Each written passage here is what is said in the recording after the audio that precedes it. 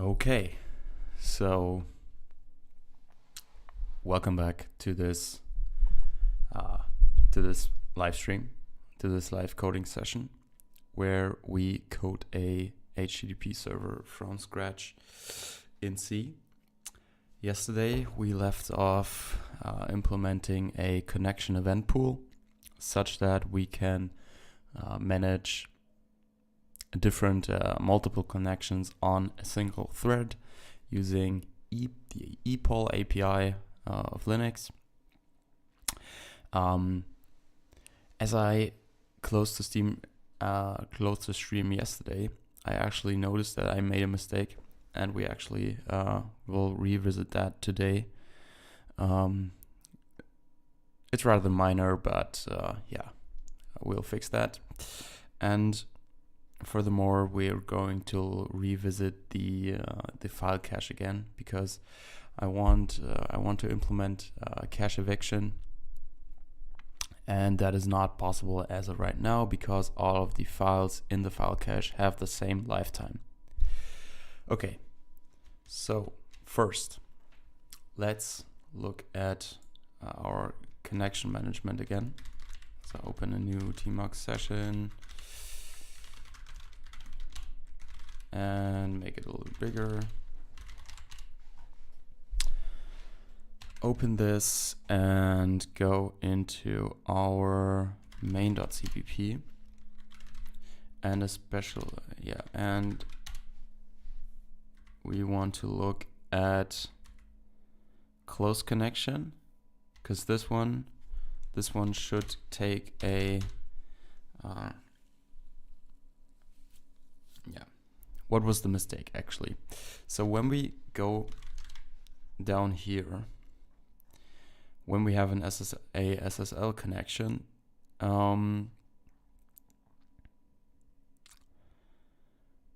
and read on that connection, we create an SSL object every time.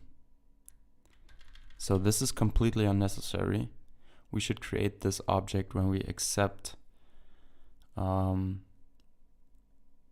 when we actually accept the connection. So yeah, this code here should go up here, and to actually do this, we have to add the SSL object to our connection event, the event data, or more specifically the client connection. So let's start with this and say if equal TLS1, or if TLS, if TLS, then we also want a SSL object in here. So SSL star SSL, and if. Okay. In here, in close connection, we also don't want this, but rather a client con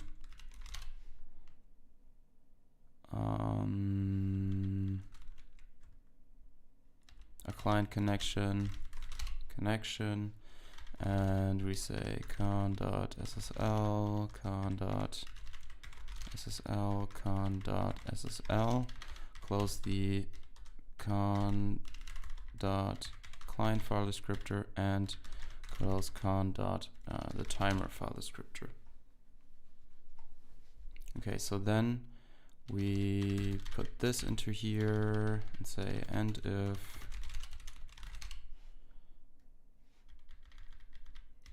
we don't need this anymore.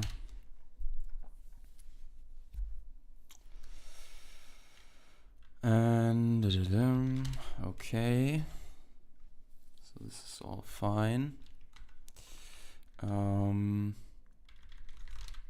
In here, when we accept,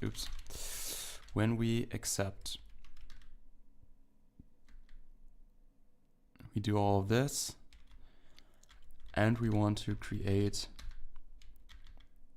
a new SSL object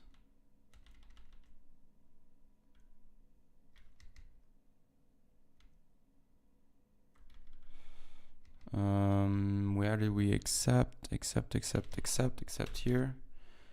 So if TLS, kind of blah, blah, blah, close this.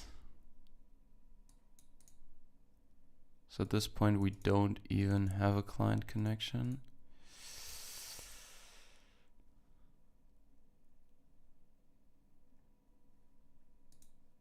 Okay, so we have to think about how we handle this here.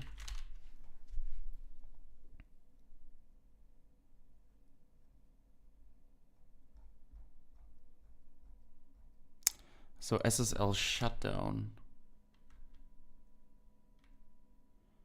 Active connection.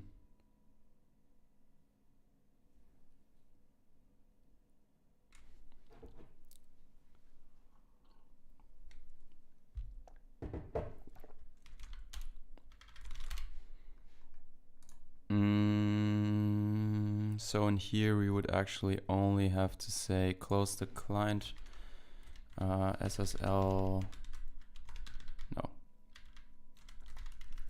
close the client file descriptor and also say SSL free SSL.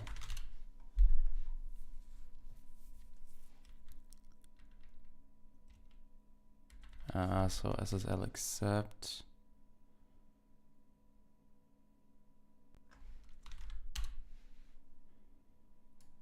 Also here we would do this here.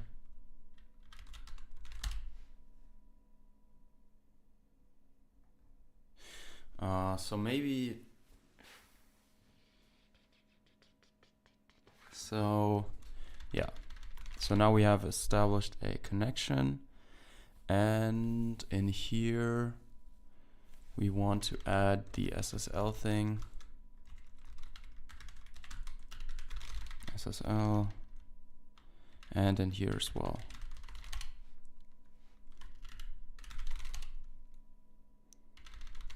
Okay, and when we read now, we do this from the SSL object. We close the connection. We say, okay, let's do something like this event. Do we have something like a client connection?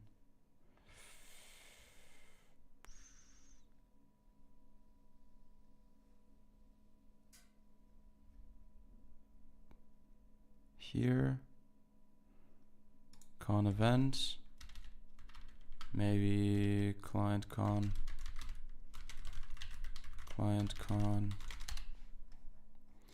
and down here we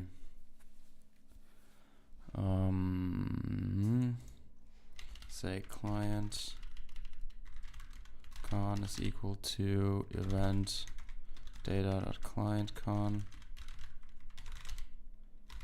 We set this.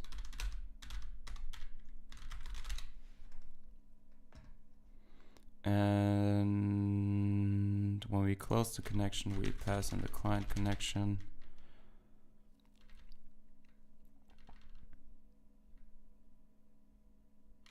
So close connection, client connection, client connection, client connection. Okay.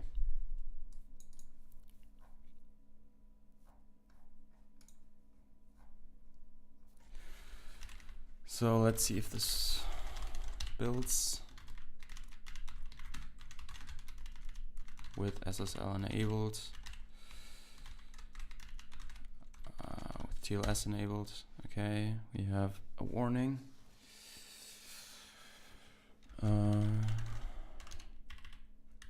CC Clang,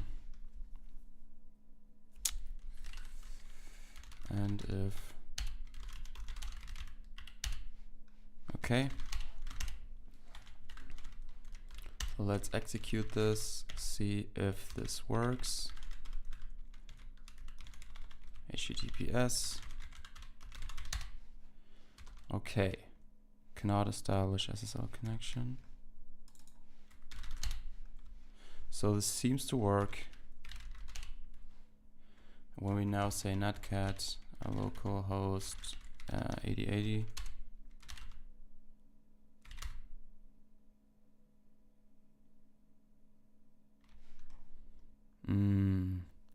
now the connection doesn't close because SSL accept doesn't work.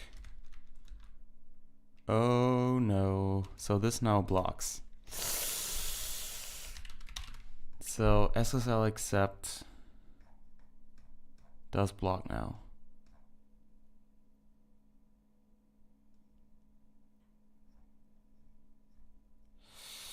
That's bad.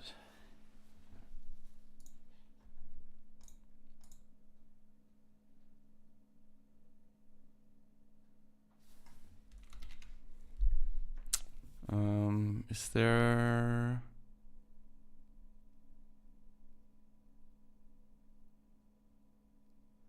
The underlying bio is non-blocking. We'll also return the underlying bio not certified.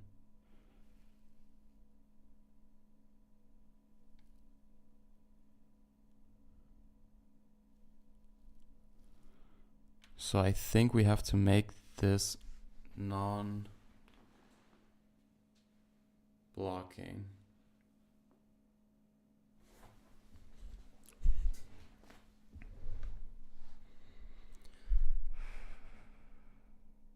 Yeah, so this is a problem, obviously.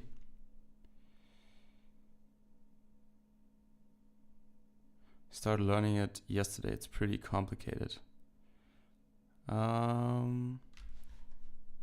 Yeah. This is right. Yeah, if you never did it before, like it's actually, yeah, pretty complicated.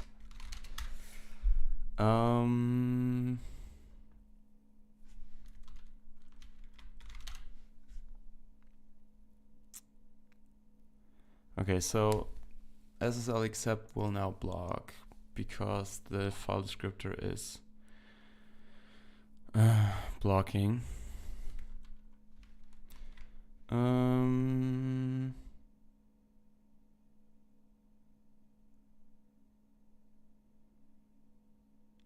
So when we make it non-blocking,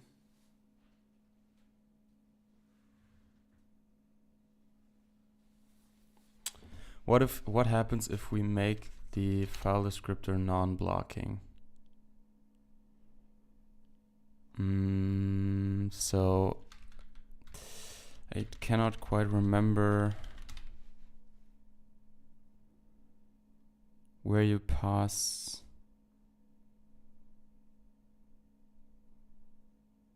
what block.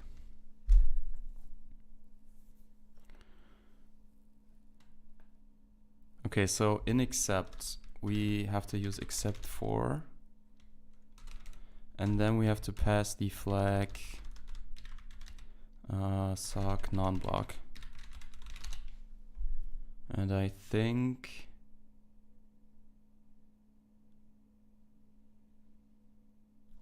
so. What's the return value of this again? This might actually be so 0 if it was successful, handshake was not successful, so less than 0, and 0 was not successful but was shut down, controlled, and by specifications. Okay, so we have actually two different things now.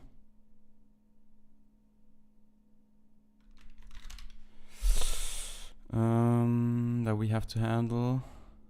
So if it's equal, let's say redval SSL accept SSL, and then if redval is equal to 0, then we only have to, do we have to actually clean this?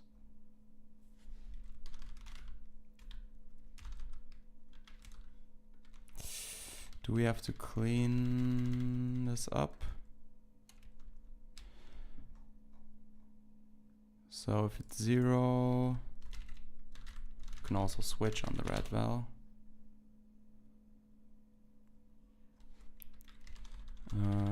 And say case 0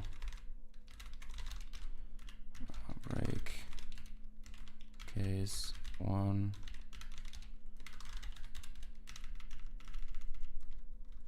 and case, okay, so less than 0, so default.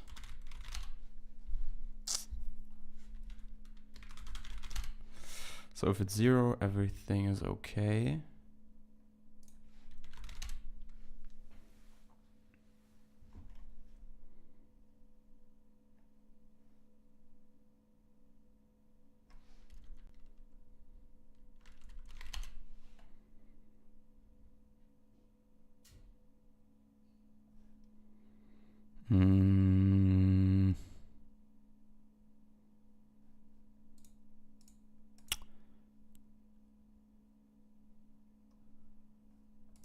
So if it was 0,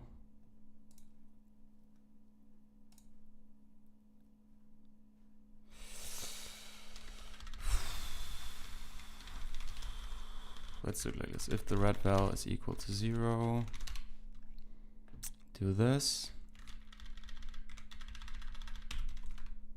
If the red val is less than 0,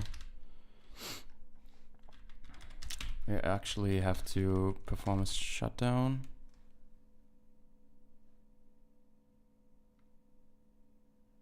Can also cure if action is needed to continue the operation for non-blocking. The shutdown was not clean. Yeah, I think we can just do this here and forget about it.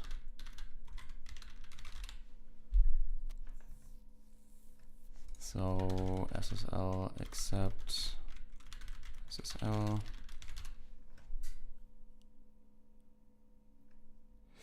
So now the underlying socket is non-blocking. I wonder if this, okay, it compiles. Okay, this immediately closes.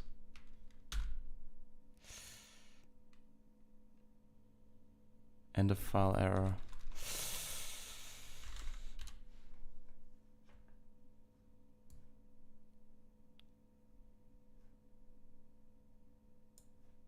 Learn more? No.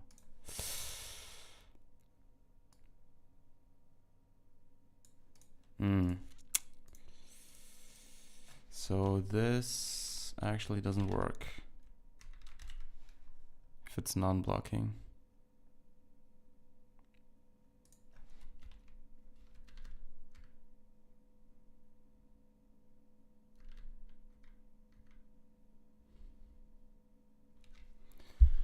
We'll also return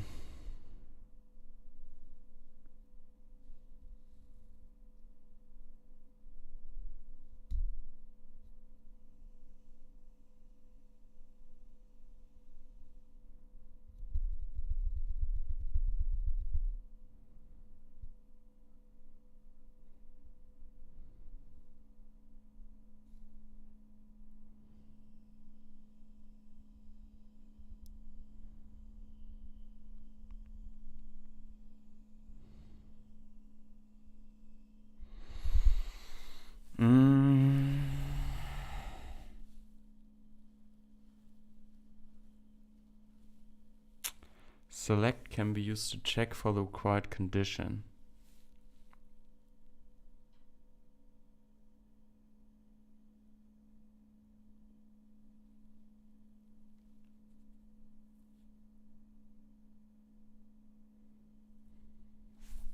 How do we do this with a non-blocking socket?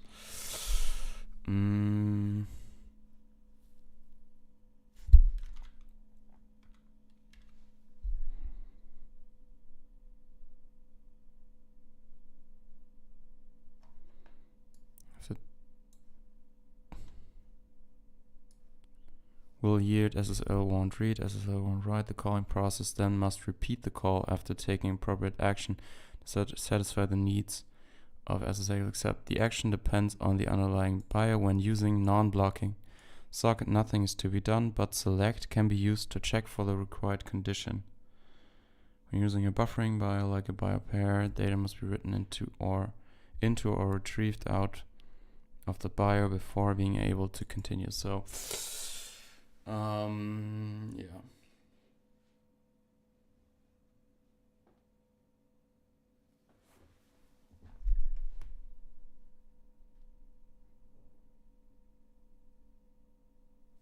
I think we have to call it again.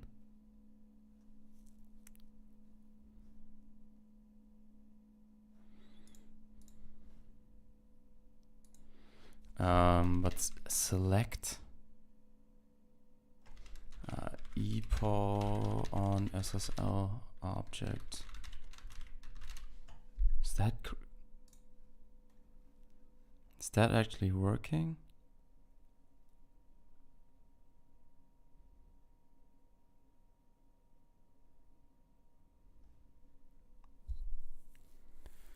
Blah blah blah blah. Set accept state.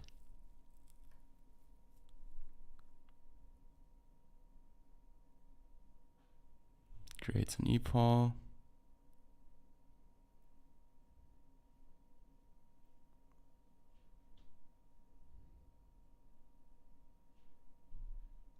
Yeah, so this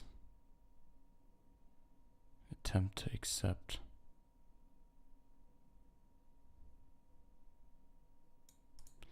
So can you actually put an SSL object into this epoll?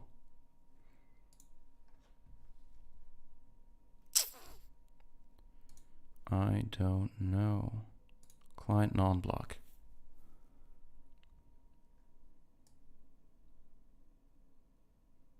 Set to non-blocking mode.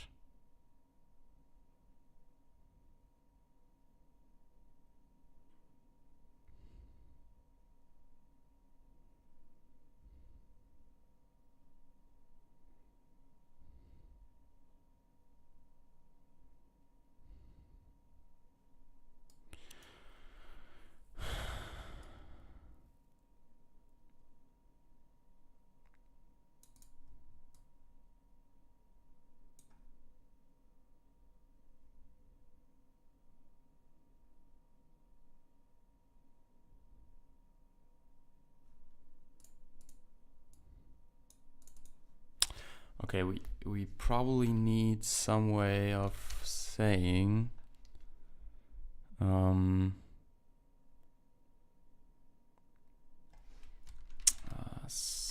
select on SSL object.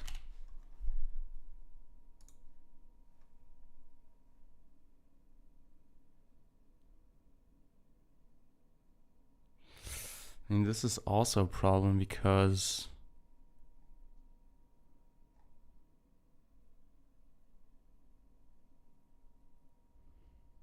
SSL won't read.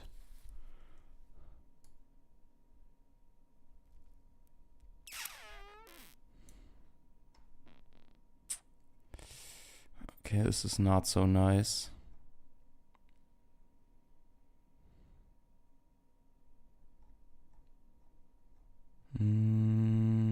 Okay.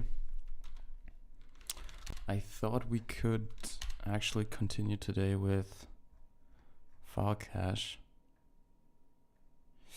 but this is obviously not so nice with non-blocking socket and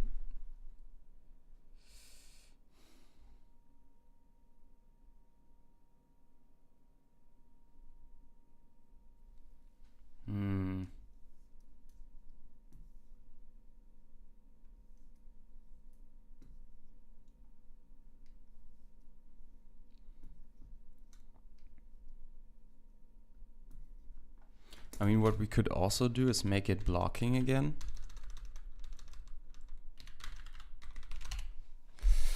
And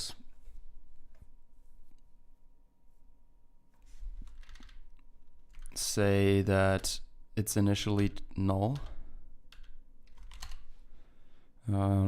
So in here we say the SSL, this is initially null. Okay.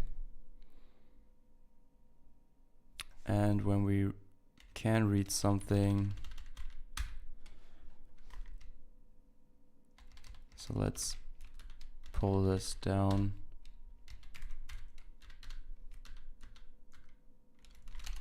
And when we read, so if TLS, if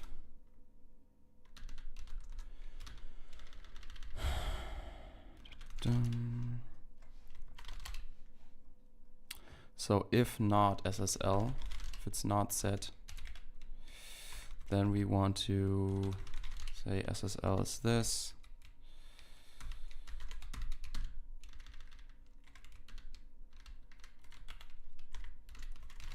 Okay.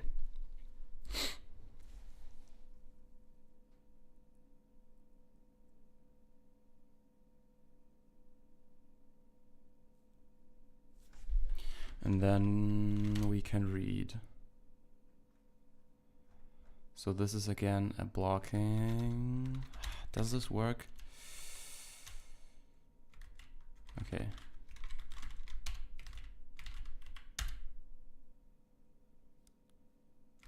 Okay, so this works. This works also. Okay, so I think we fixed it.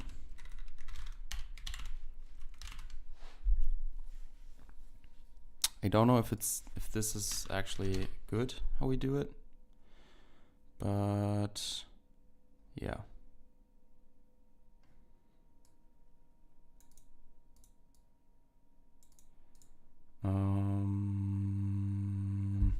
So here we could also say close client connection, close client connection, close connection, client con,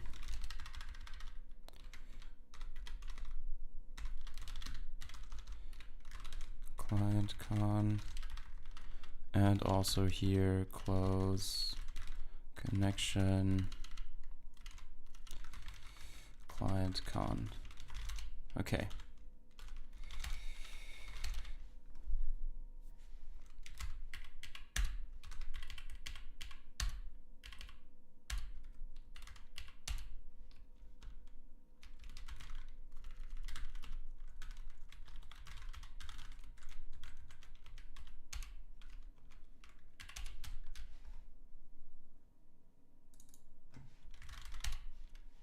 Okay, so this works.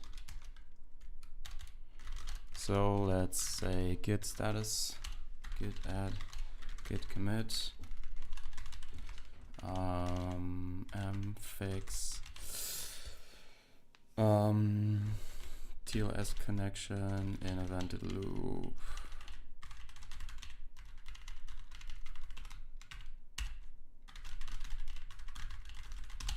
Okay.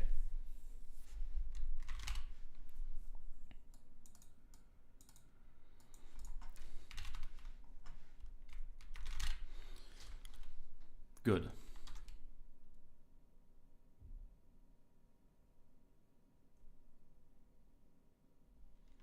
So,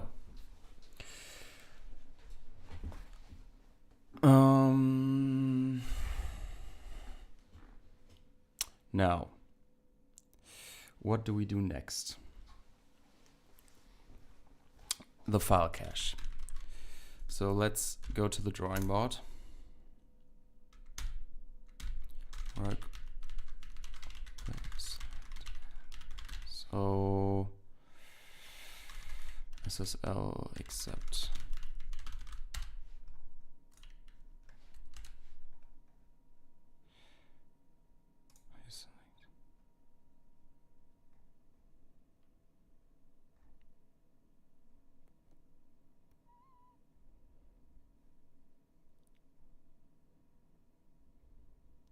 Blah blah blah blah.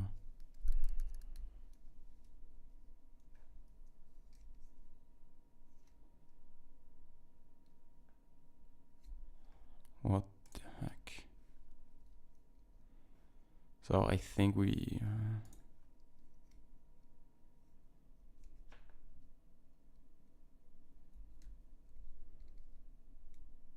so can you actually... This is bio ePol.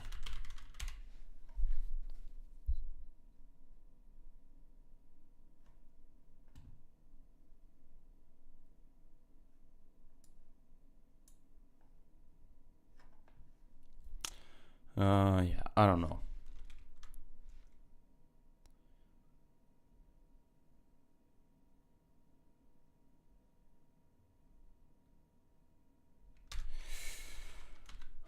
So I think this is it. Now we can go into the file cache and yeah, maybe first go to the drawing board.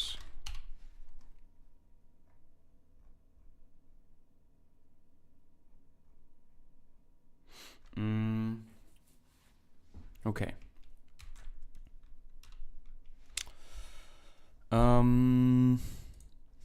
So at the moment our file cache basically has an arena, and when we build the file cache we start off reading the static directory.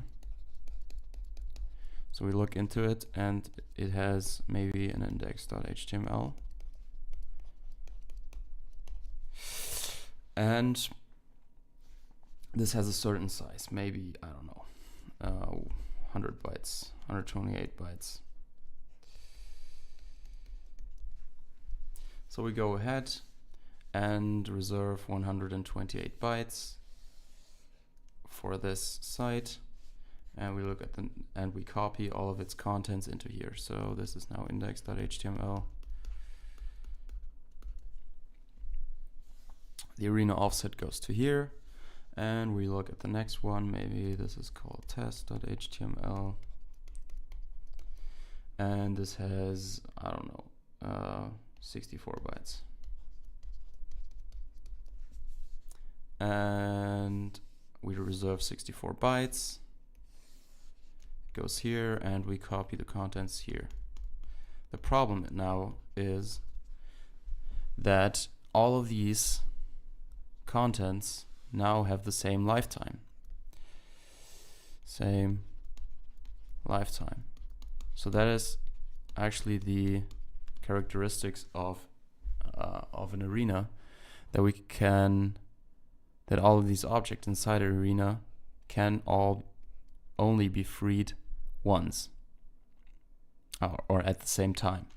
So when we cannot create a situation where we say the lifetime of this here is not equal to the lifetime of this. And that is actually a problem when we want to evict something from the cache or invalidate something from the cache.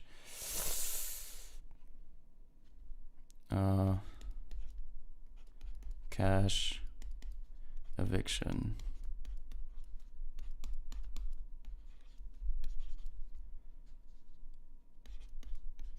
So this becomes a problem. Yesterday we implemented a pool allocator. A pool allocator can actually manage this, manage items with varying lifetimes by dividing the underlying memory into chunks of the same size and maintaining a free list. And so if we have index.html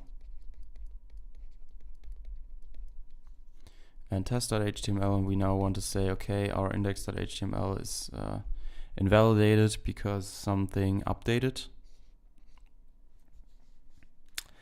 then we can go ahead and put it onto the free list.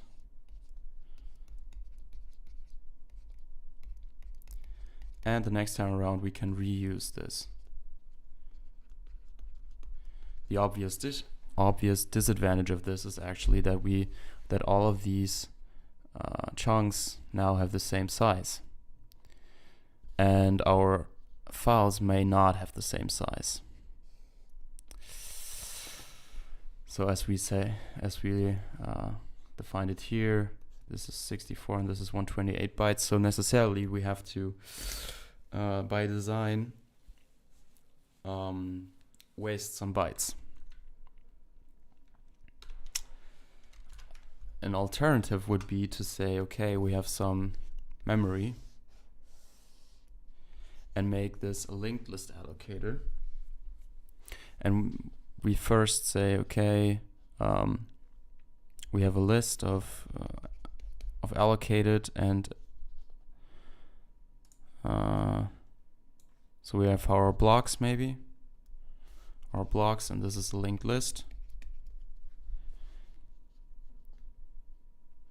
For each block we have to maintain some data that is pointing to the next block and to the previous block. And we can also maintain a free list.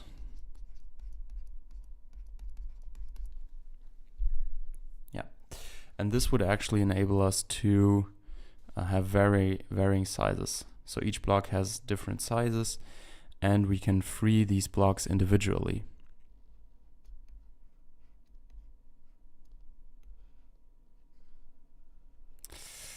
Disadvantage of this is that we have to maintain these blocks, and let's say if we have a block that is surrounded by free blocks, so let's say this is free, this is occupied, so, and this is free again. And we now want to free this here.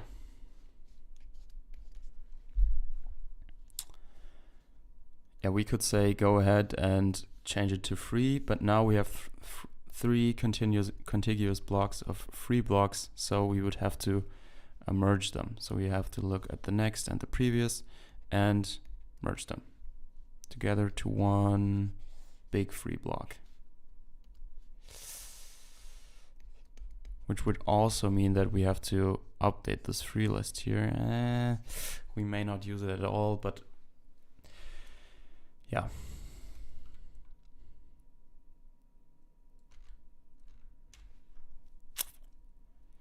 So for now, I guess we just implement this with a pool allocator, because in reality, probably all of our sites will have the same, will be more or less the same size, I guess. But of course we have to hard code some chunk size here. Okay, so let's look at this. At the moment we also have a mutex here, which we might want to get rid of.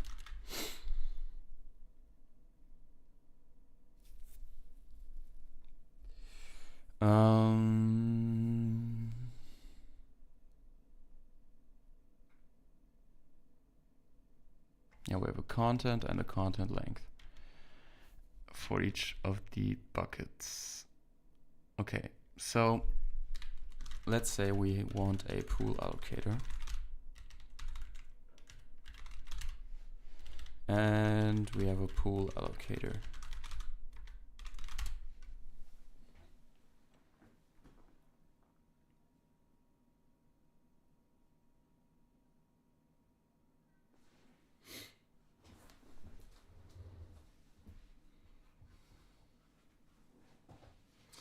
Okay, let's go ahead and enter the not pool allocator, but file cache.cpp file, and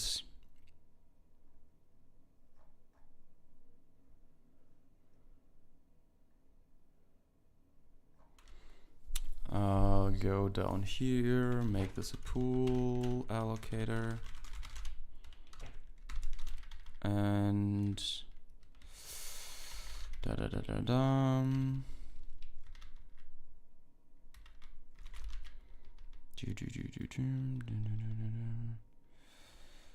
so insert, no, File name copy.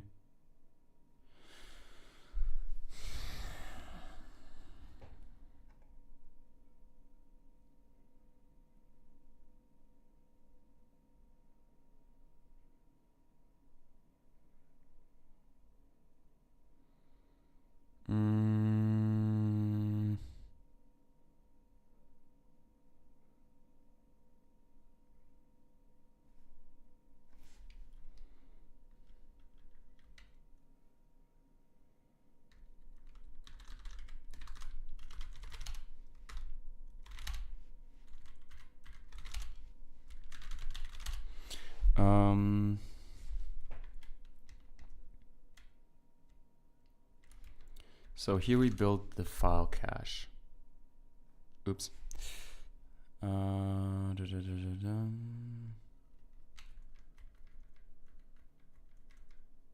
do we call init?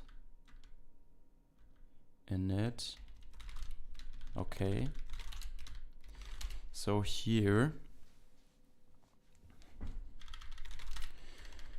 we get the file size. Okay, load file.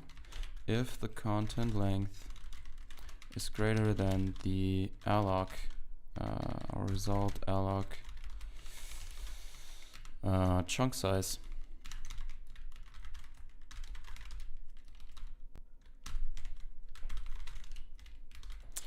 assert.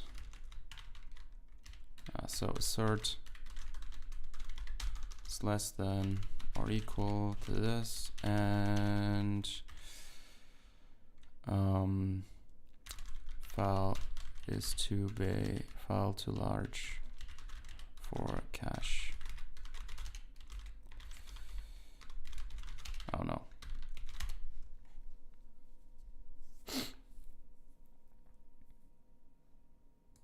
Ooh, it already allocates this. So this has to go up here. So load file.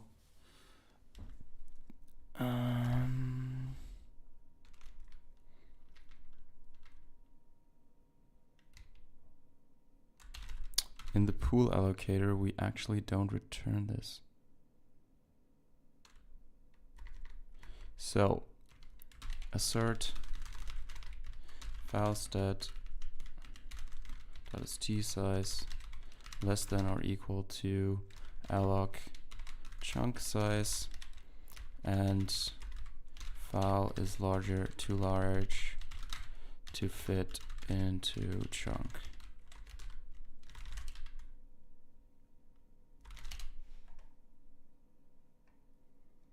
Okay.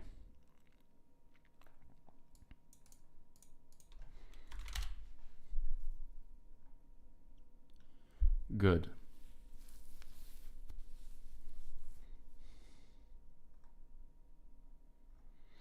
And I think we now need a main.cpp, and where did we initialize the file cache?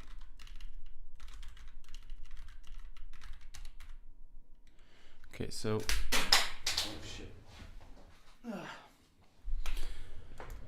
So this is now a pool allocator,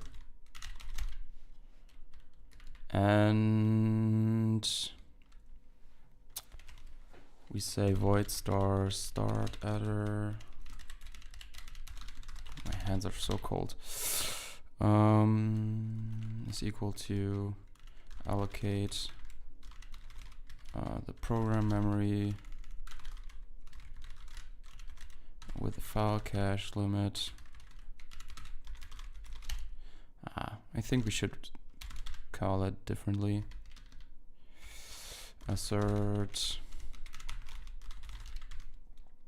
start adder is not equal to void star -1, and file cache does not fit into the memory, into the program memory. So this should not happen.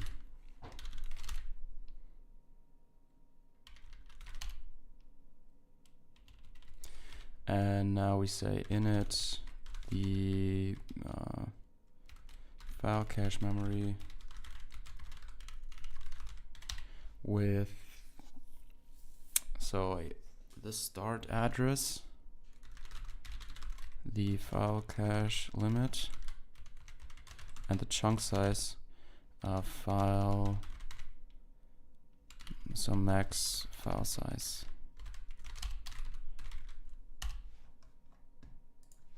Let's say this is max file size,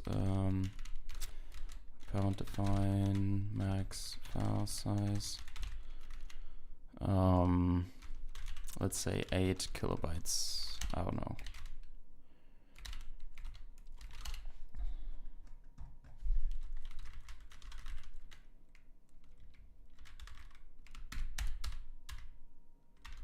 Let's say this is the file cache size.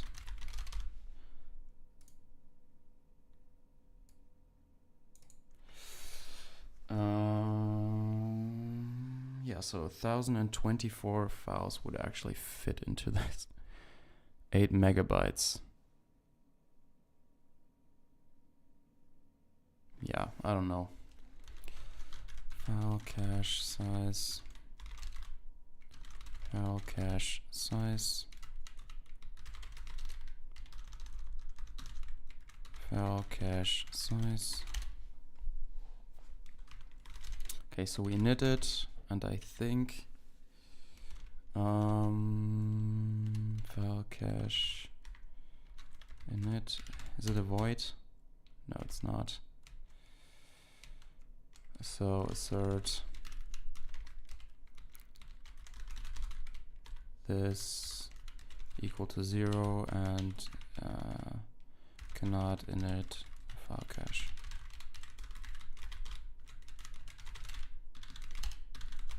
Okay.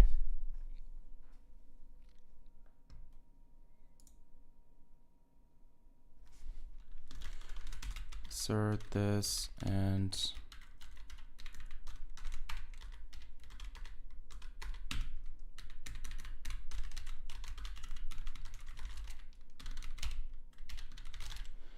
okay.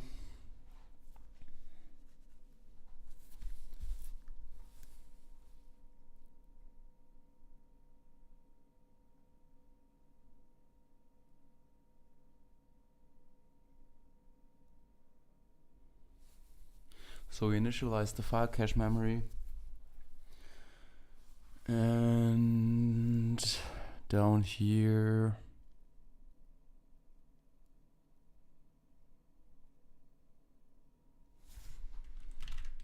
let's see if this builds. Max file size.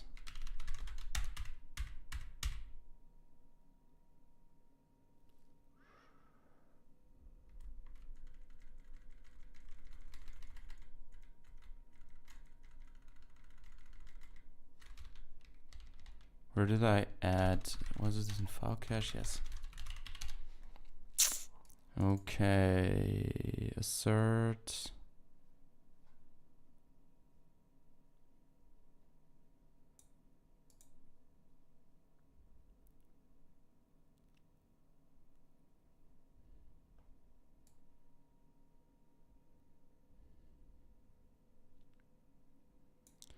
Ooh.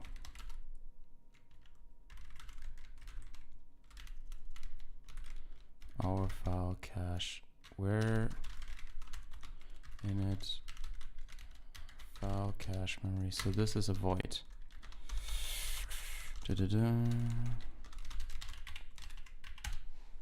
Okay. Pool allocator, chunk size.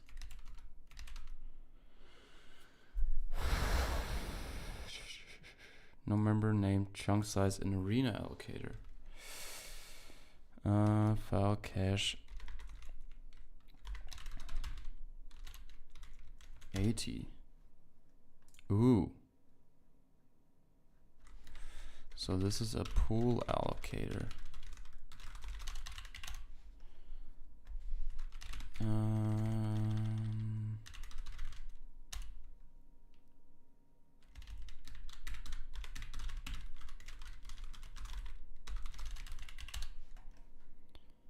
allocate requires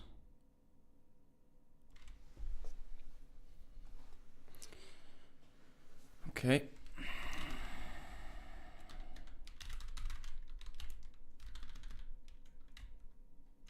This just gets the allocator. Let's see if this works.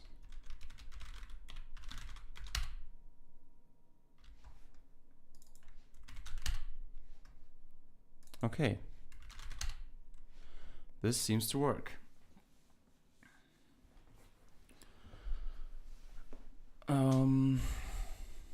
Nice.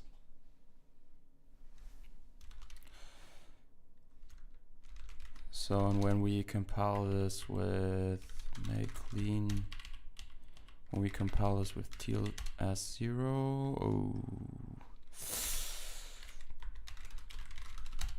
this is 578.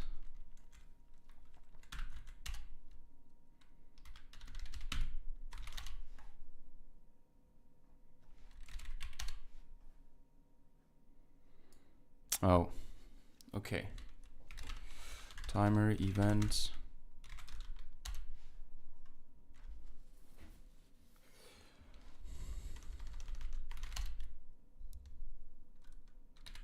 Let's do this.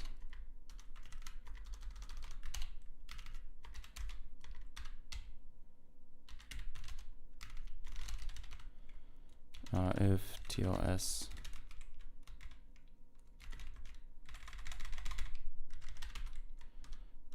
and if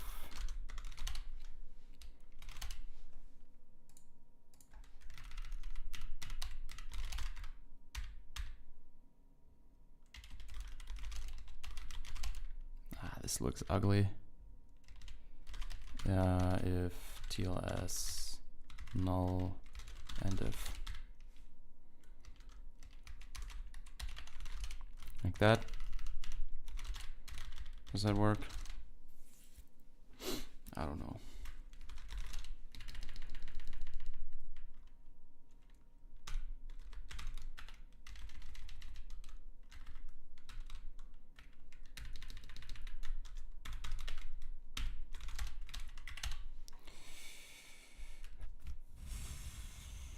Expected expression. No, it doesn't work. So let's do it like this.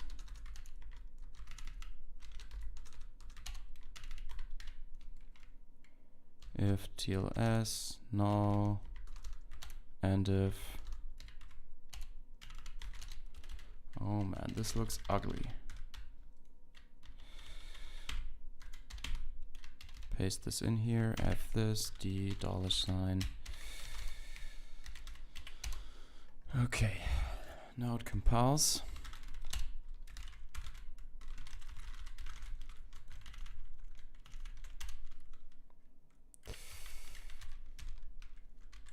And make, yeah.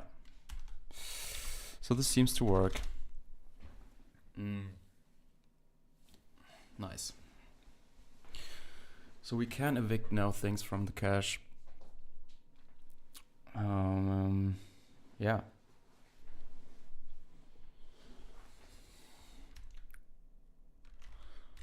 So that's nice.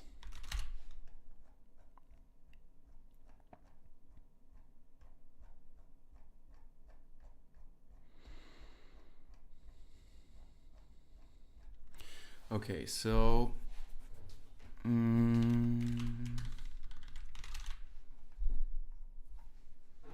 one thing I wanted to do as well was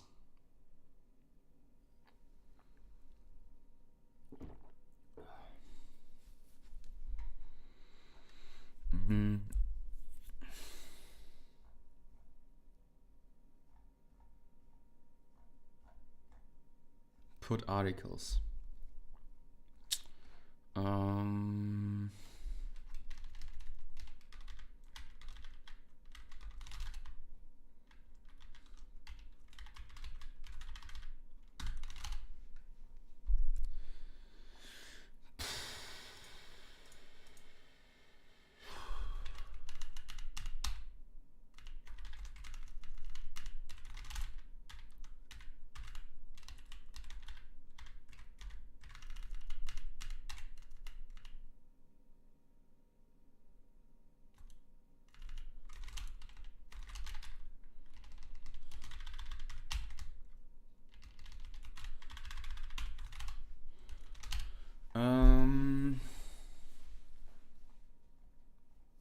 One thing I wanted to do was to put articles onto, but shall we do that now?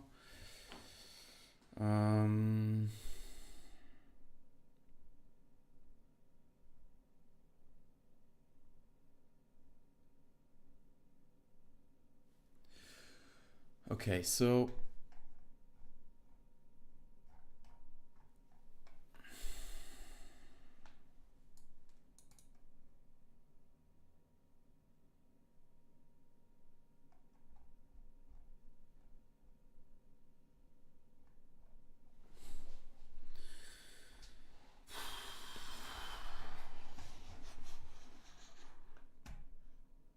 handle get request, handle post request, handle pull request. So when we don't find something,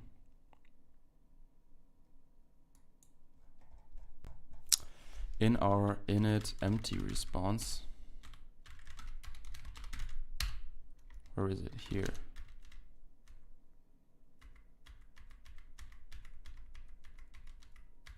Where did we define it? Oh, it wasn't HTTP. Init, yeah, here.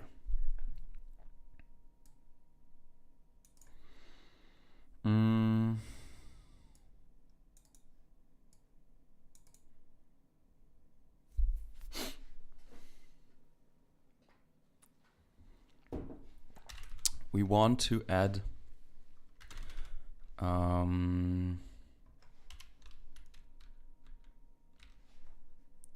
define string, 0 length, content length, header name. We might put into this thing here, insert into result header map. I think, where did we define it? Header map. Response has a header map, as well. In this thing, we want to insert two strings, that is the content length string, define string, content length header name, content length header name,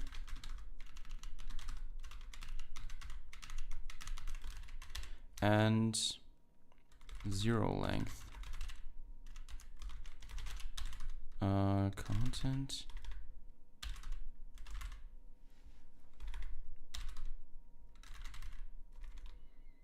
no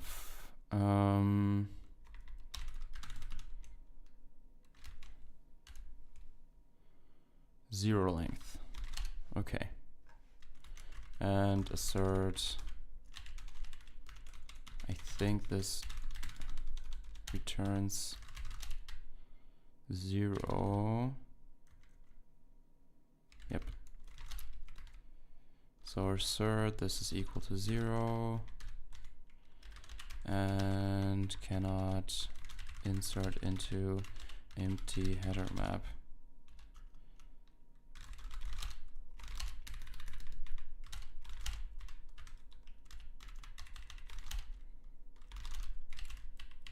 So insert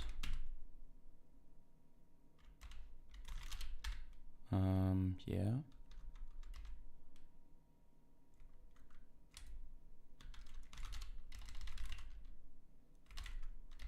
this is a reference, no matching function call to insert, string star, string star. This is a const string. Okay, we have to cast this.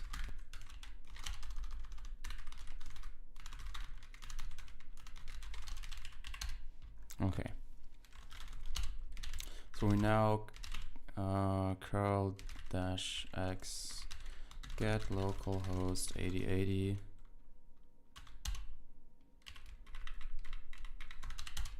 We get content length 0.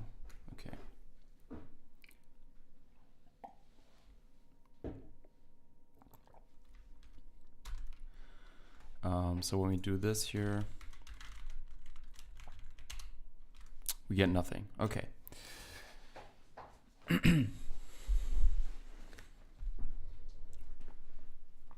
So that's nice.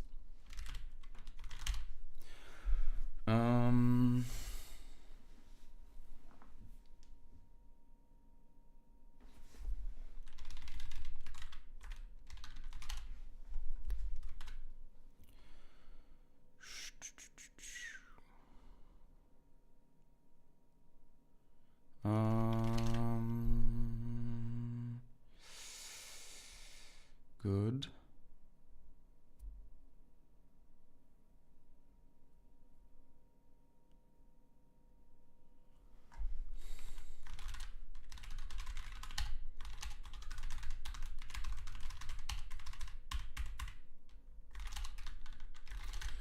Okay. Oh.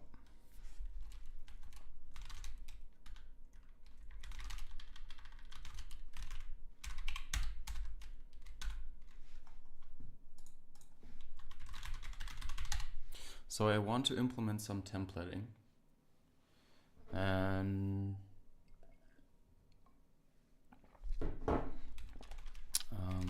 do we already have that on our to-do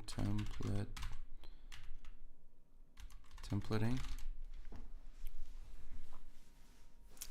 And I also want to revisit, now that we are here, the connection management. Connection management is independent. It is beyond the scope. Blah blah blah.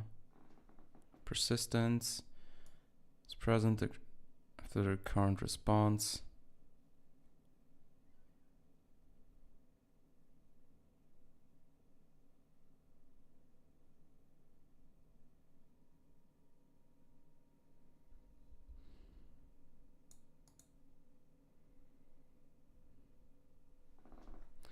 The use of persistent connections, allowing multiple requests to be carried over a single connection.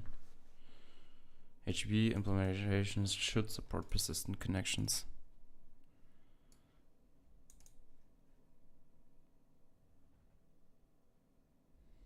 Yeah, okay.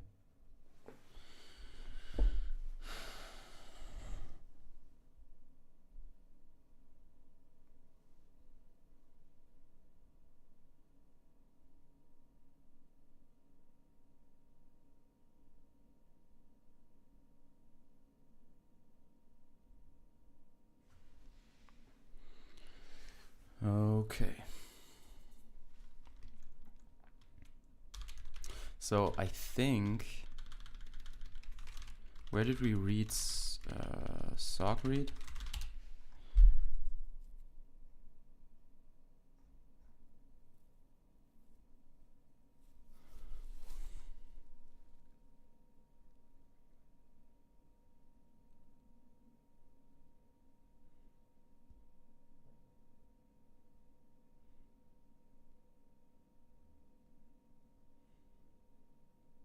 Max HTTP header length.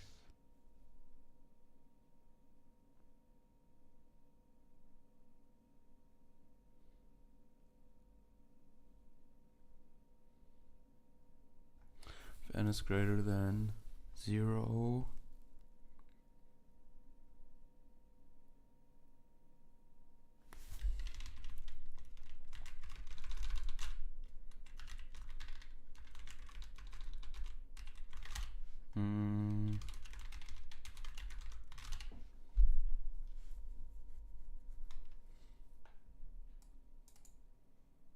So this will block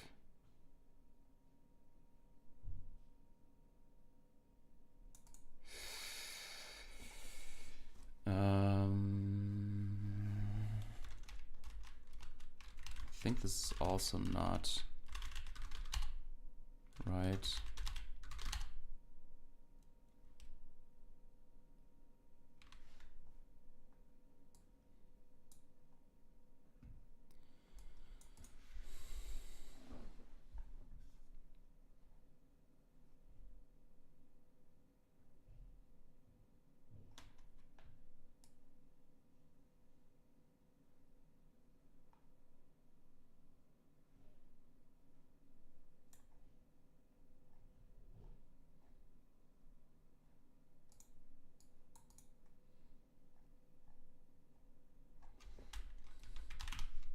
So here we read again, but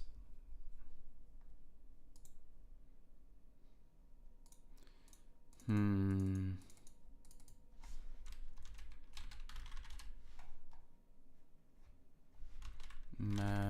Paul.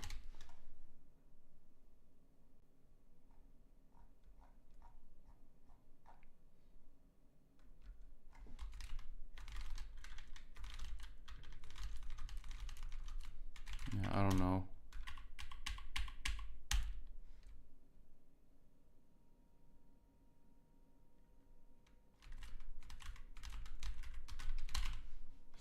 So, okay, something we also forgot to do was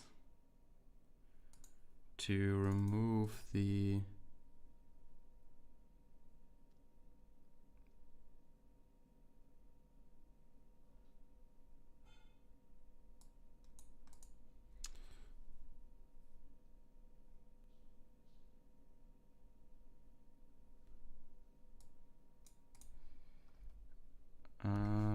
close connection. Here as well, client con. And we also have to remove this from the epoll.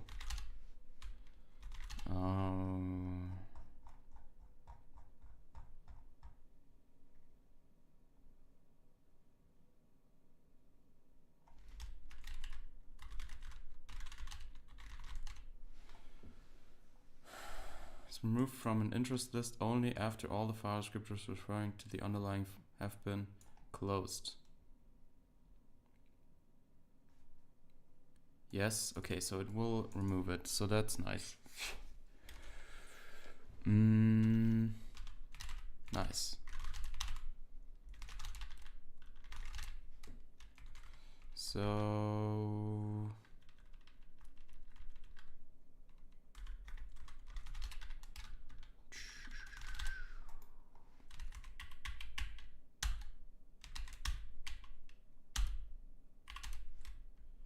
So this works now.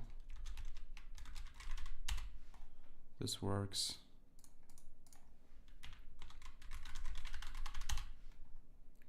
This works.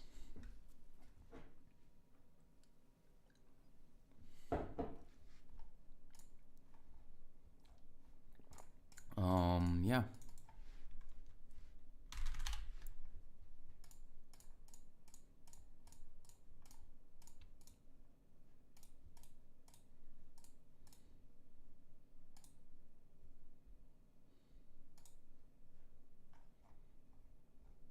Okay.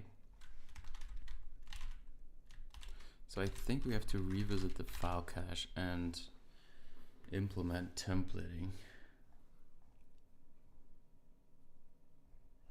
This is now all done.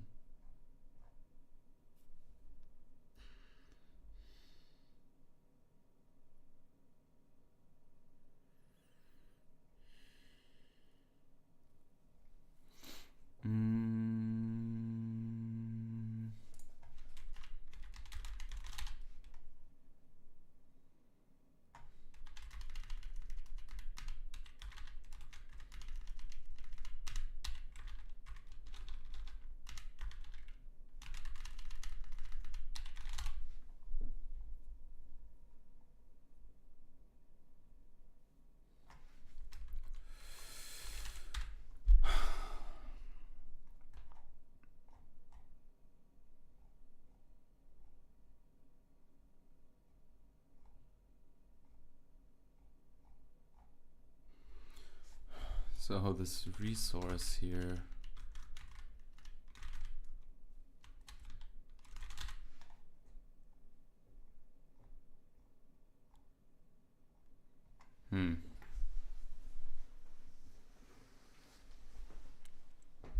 not sure how we do this.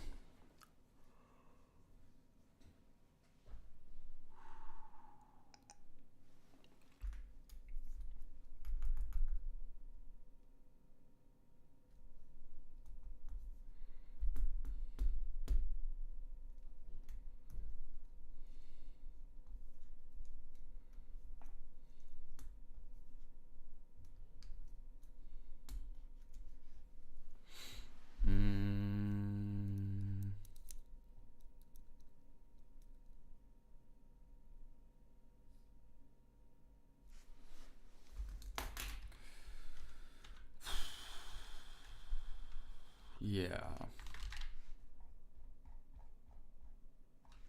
We could do something easier and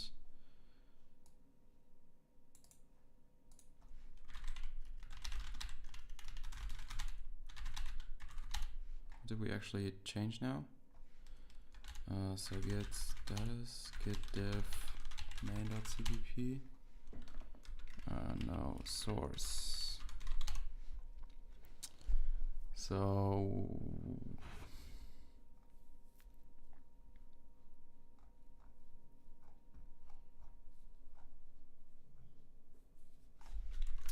git add dot git commit feature pool allocator for file cache.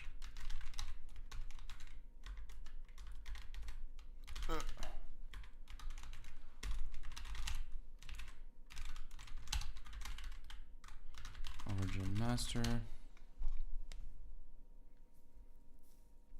Okay. So what is next? This put thing here. We have to do so many things.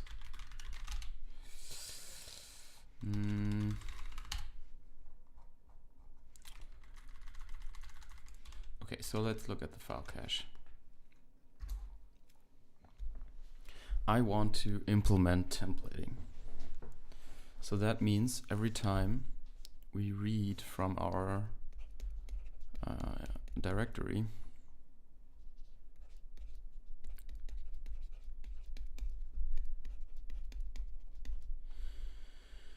this file now has some content, HTML.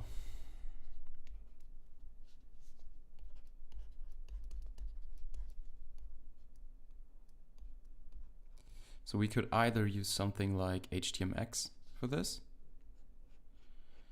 So we would actually have to do nothing and no cache eviction.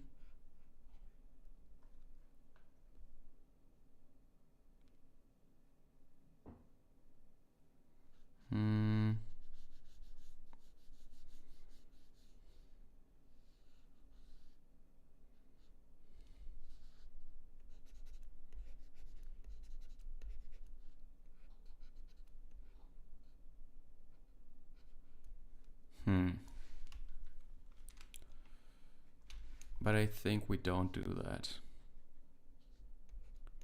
So that would introduce some JavaScript, and I don't want to use JavaScript. So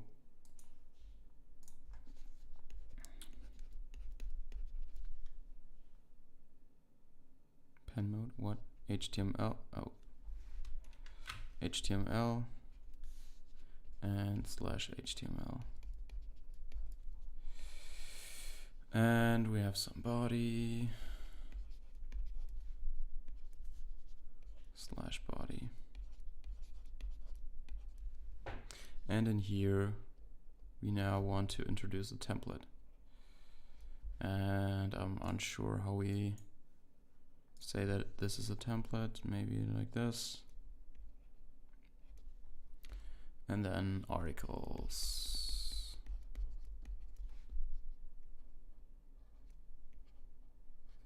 Okay. And this obviously references some articles resource.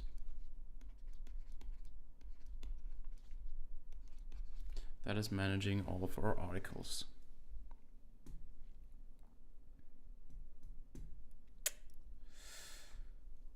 So maybe in the beginning,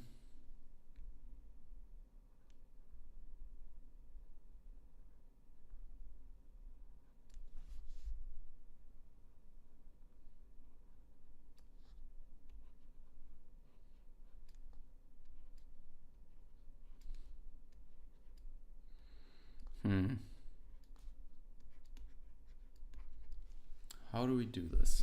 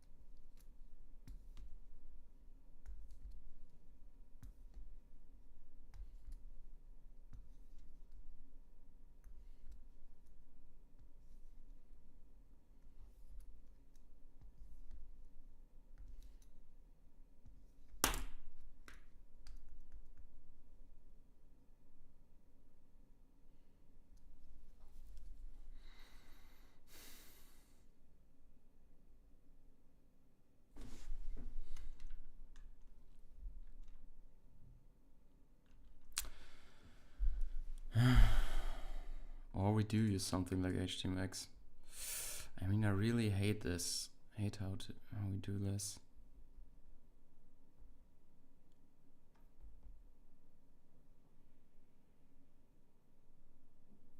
Then we would also have to, so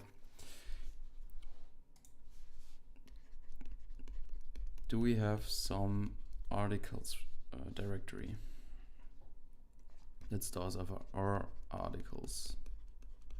Shall we have that?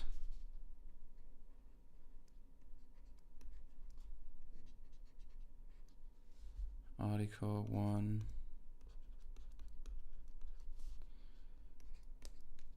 article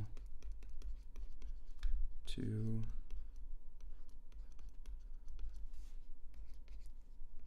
article 3,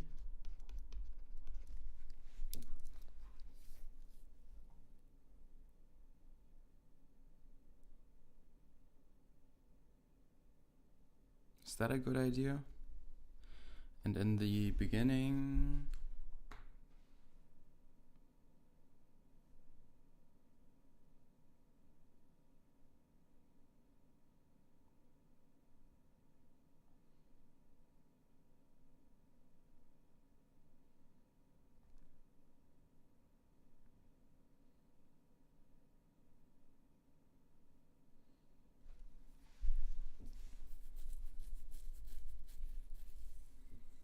I mean, this is somehow part of the file cache as well, so this should be cached.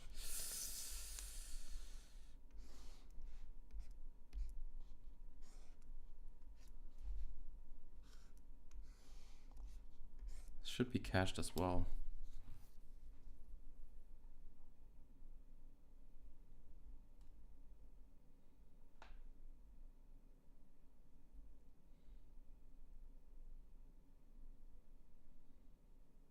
So maybe first read these here, because they don't have any templates. And we first have to somehow build the resource. We could also save them in a database, but I don't like this. I don't like this.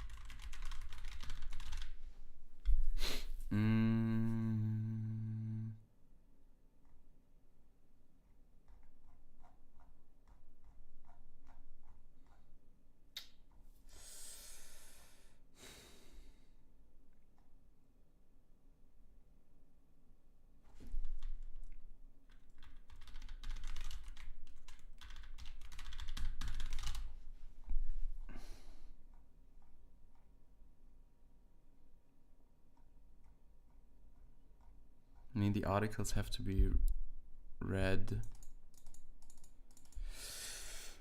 They have to be read into the file cache as well.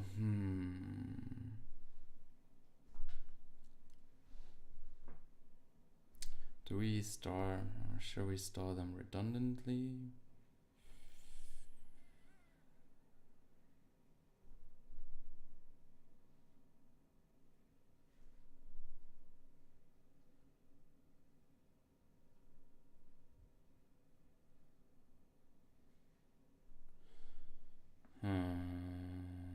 Or we just,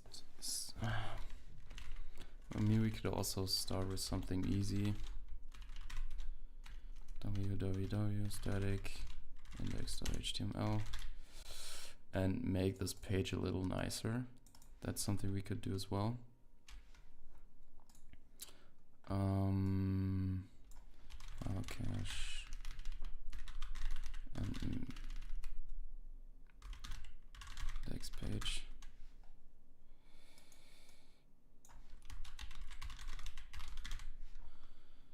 But first I will go and pee for a second. So be right back.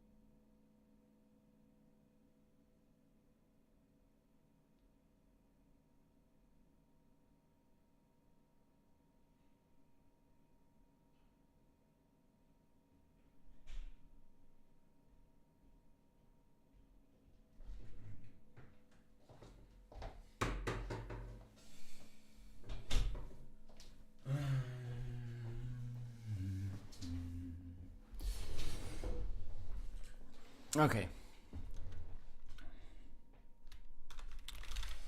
So, how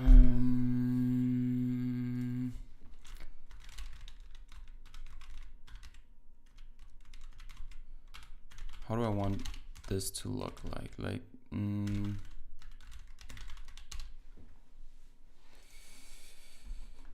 This is a nice web page.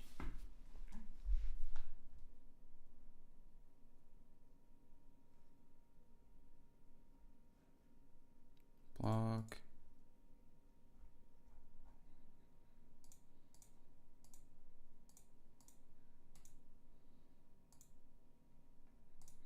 Yeah, I want something like this.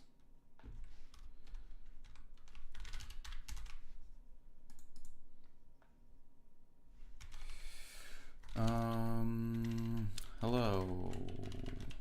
Welcome to my web page of my welcome.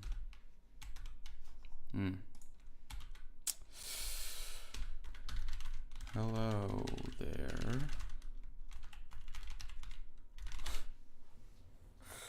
I don't even know what to put here. If you want to stay up to date, sign up to my newsletter. Okay.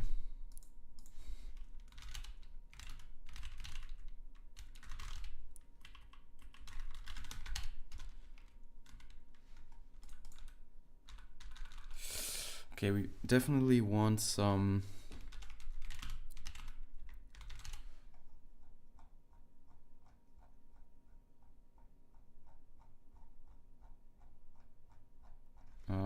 we definitely want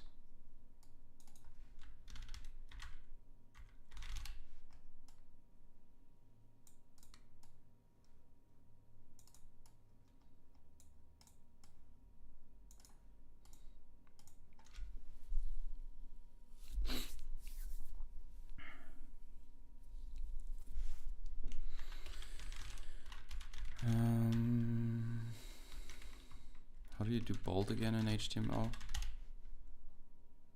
B?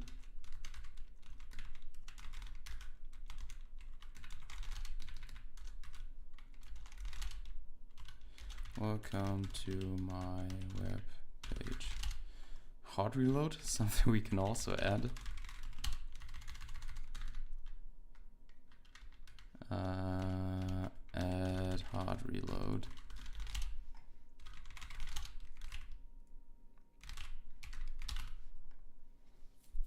This is something we can do now because of the eviction.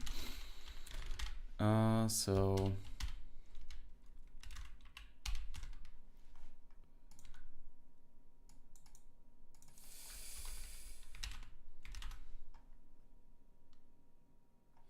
I don't even know what to put there.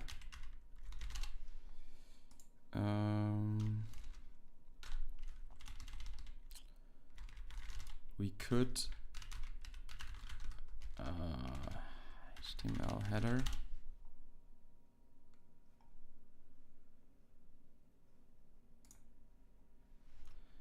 Okay, so let's put a header here. And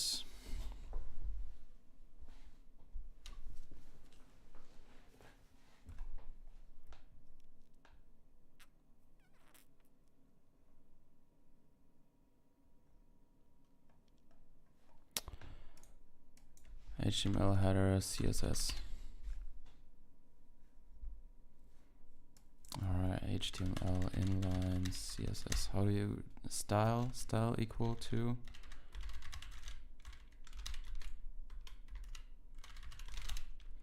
How big is this now? Dash L var 18? Are you kidding me? That is lines 345. Okay, style, I don't know.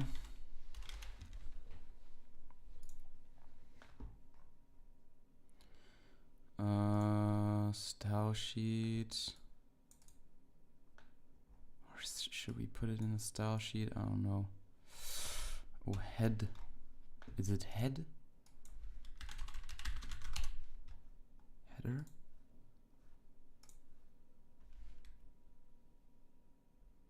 Okay, so header was wrong. Head. And then style. Okay, let's just put the style here.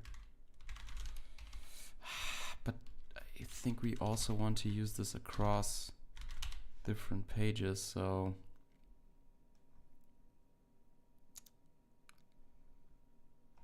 link, maybe we link this. Then we can also see HTML link style sheet.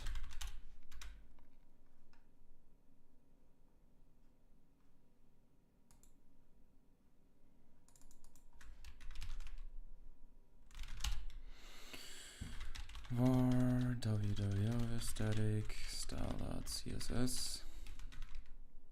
Oh.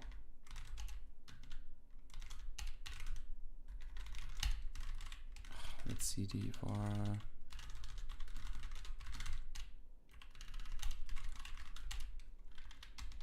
So link this.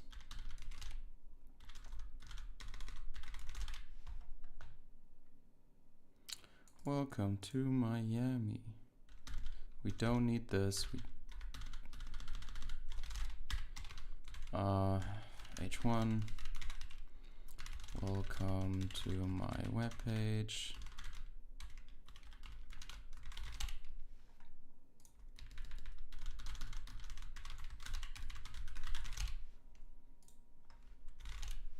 And let's go to the style.css and say body. How do you center?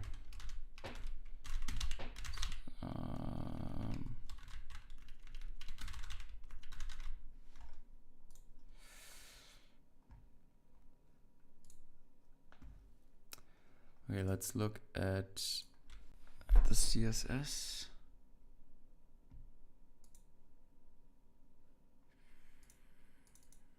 Can you?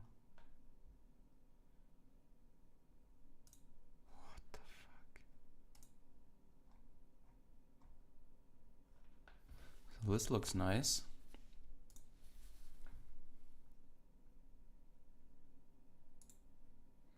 How do we inspect?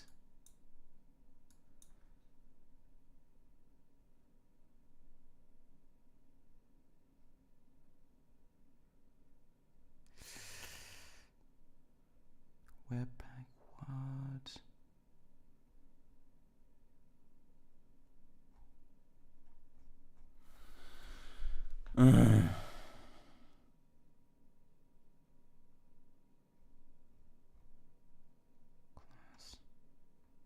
Why is this also small? How can I make this bigger? Help.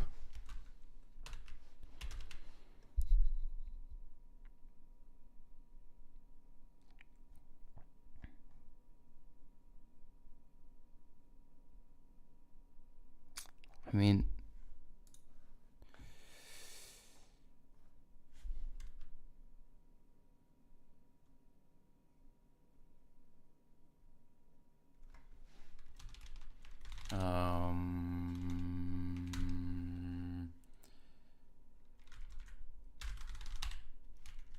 web HTML, CSS,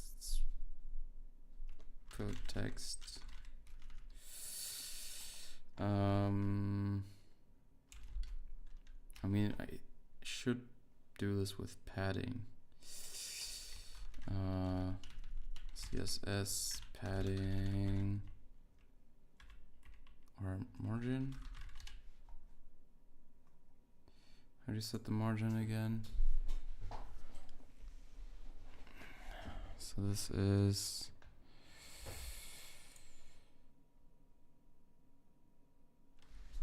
left, top and bottom, left and right. So top and bottom, margin, top, bottom, 0. And 50%.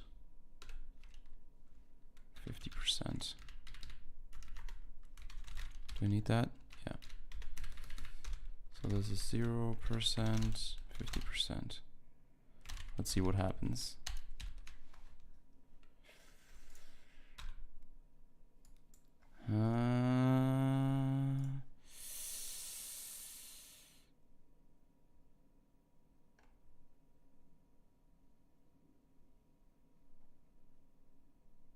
Work mode, what?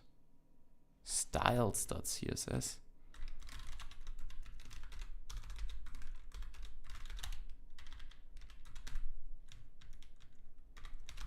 Style.css. So now officially 3 new Vim instances open. Okay, so this works.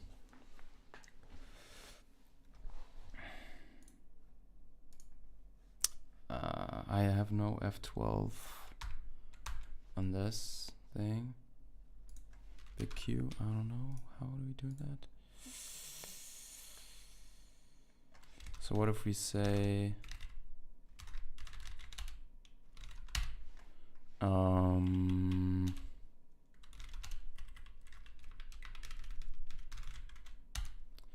style, not style.html, style.css,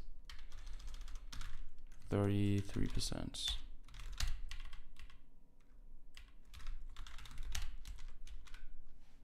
Okay, looks, it's not centered. Why is it not centered?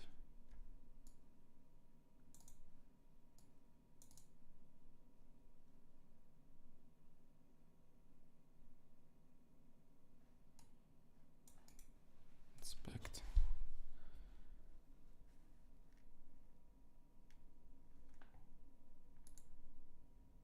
Oh man, I hate it. I hate it.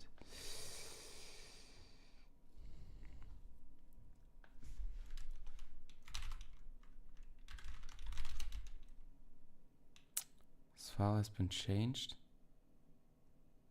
No.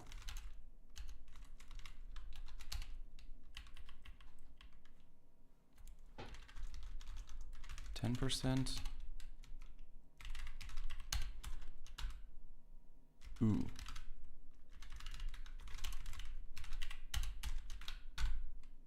Okay, that looks a lot better, but it's not centered.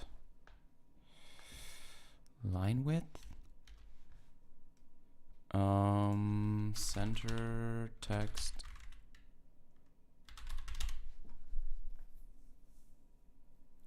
Text align center. I think this is not correct.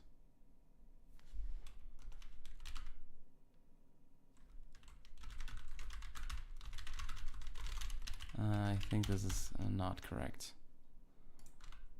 No.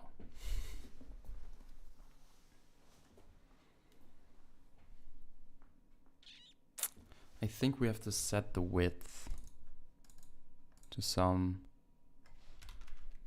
thing. Width 50%. Does that even work?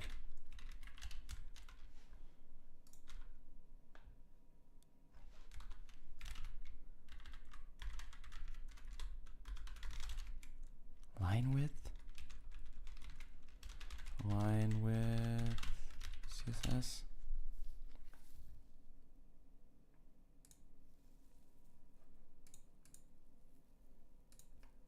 With auto. Line width. I don't remember how. I mean, what? No.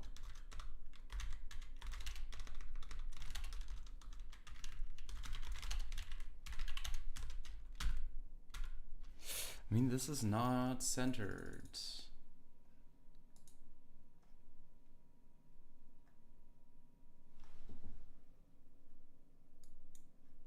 And here's something you can actually. How do you make this bigger? Please.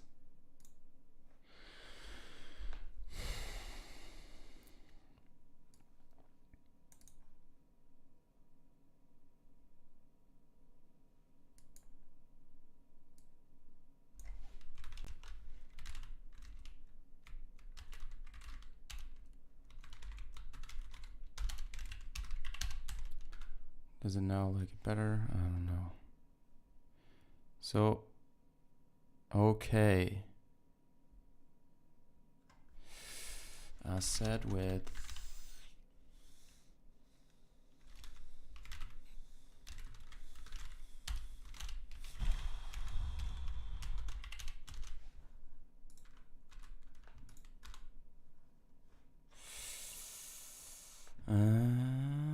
Okay.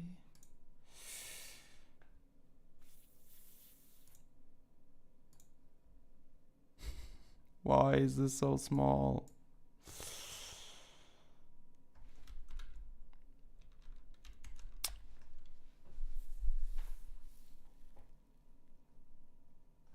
I mean, please.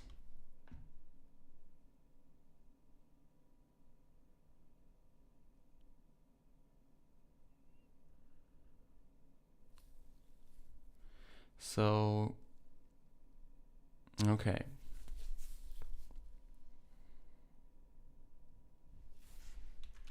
A block text. HTML.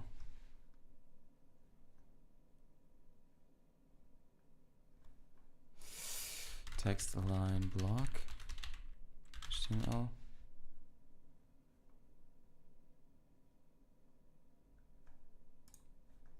What? I don't want to align it in the center. Display block. No, no, no. Maybe padding?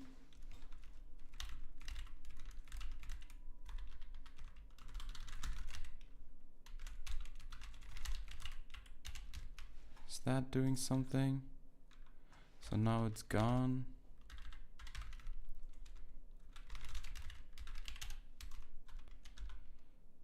This looks a little more centered.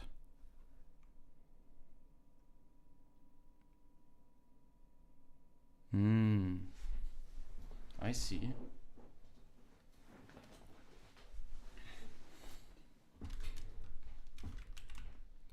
So we should have put padding here, I guess. No.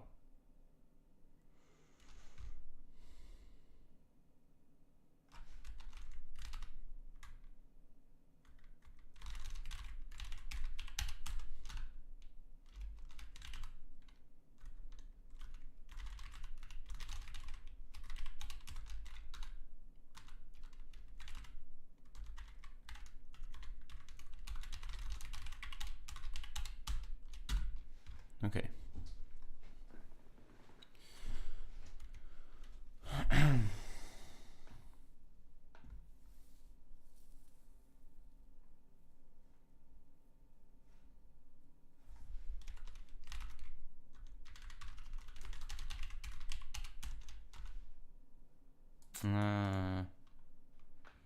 How do you set width of div2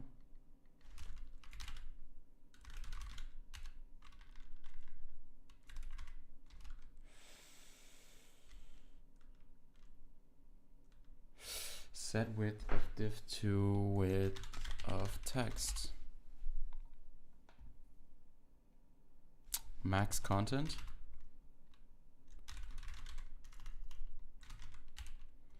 This is no.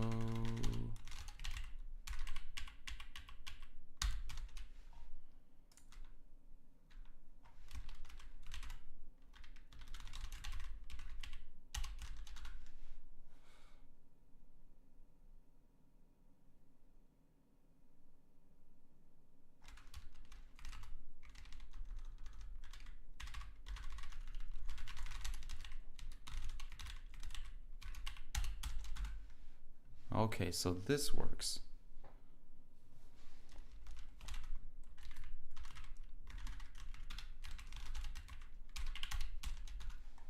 Okay.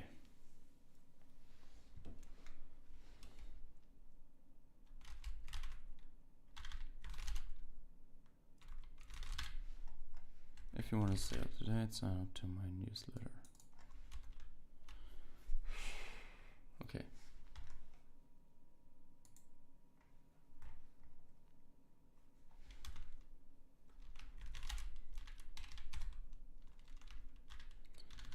So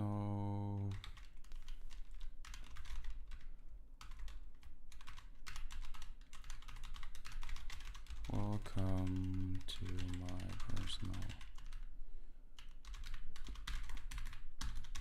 Hello there.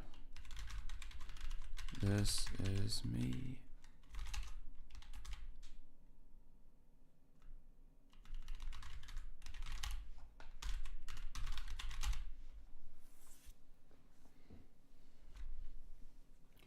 This Lewis from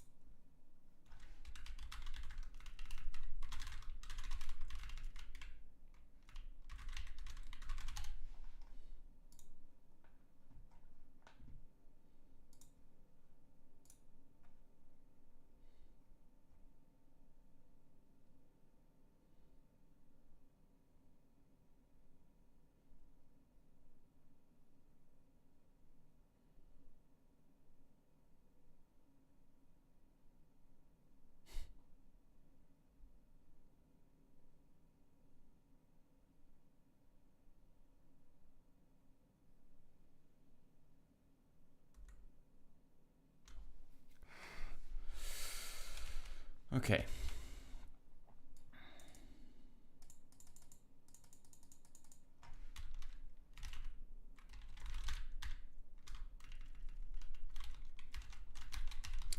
Welcome to my personal web page.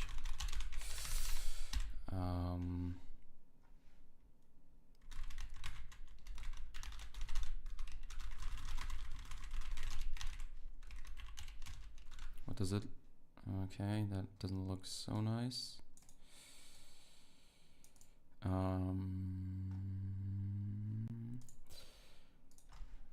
CSS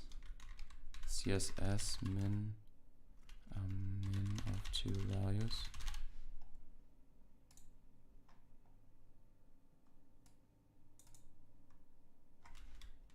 Okay.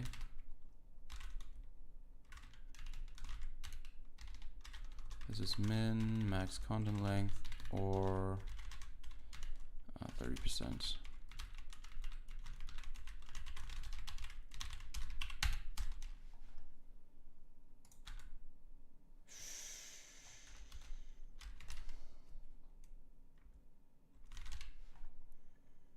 Max content. Does that even work? Doesn't seem like it works.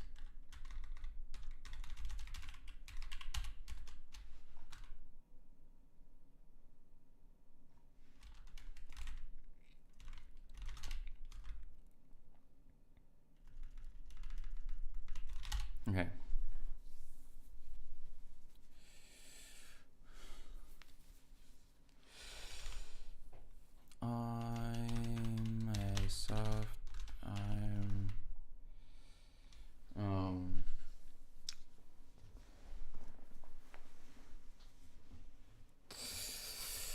I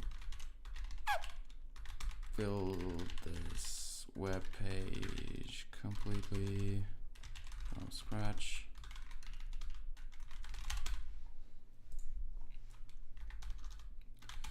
I love to build things like this website, which I don't know, was completely built from scratch. If you want to follow,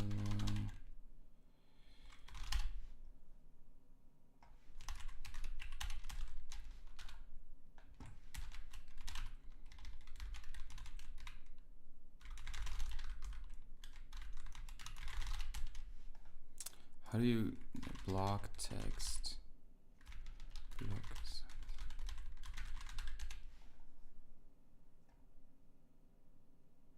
How do you say that?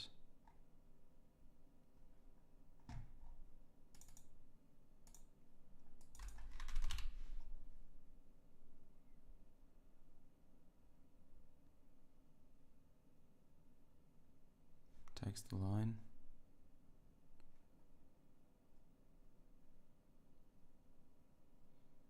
Text align justify. Text align justify.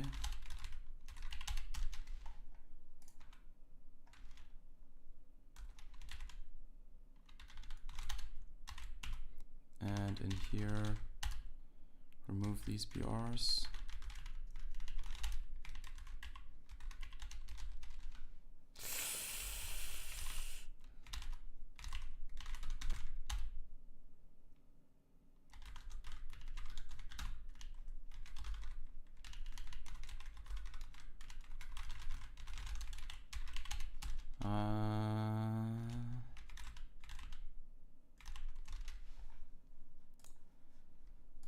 Text align justify.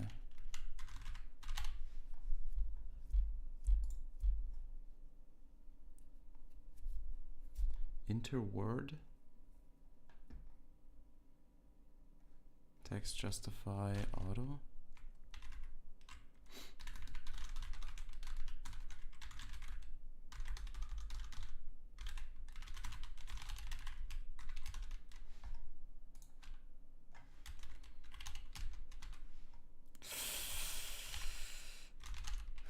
That doesn't look right.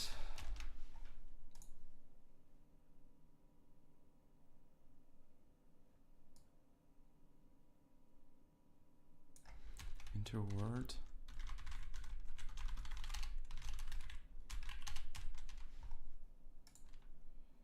I don't like this.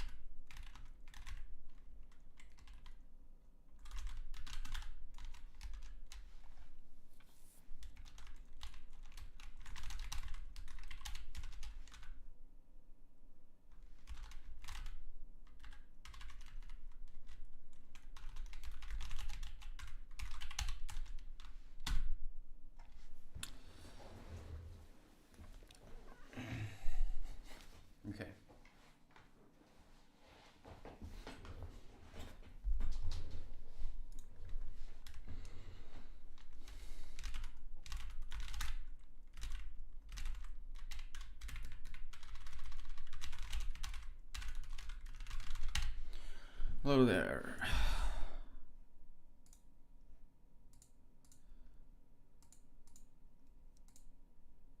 Build things in the... Oh. I have to build things and decided to start a YouTube channel where I put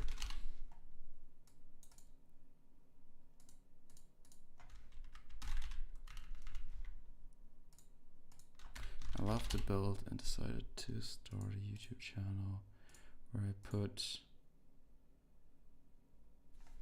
content related to building like this website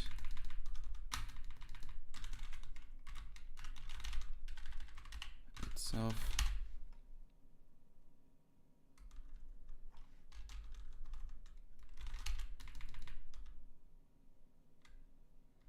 Related to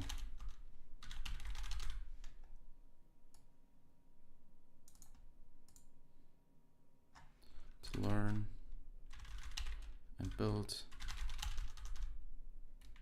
to learn and build, and decided to start a YouTube channel where I put content related to the topics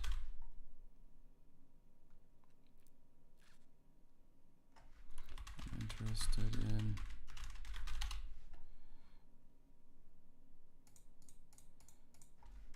In fact, this website, including the web server, was built from scratch on YouTube.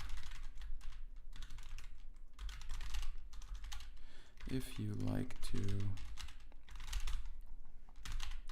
follow along and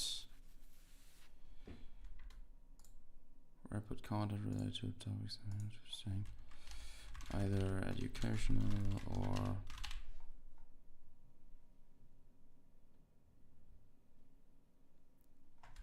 explorative. In fact, this website was built from scratch on YouTube. If you like to follow along, make sure to subscribe to my YouTube channel. Here I put an anchor.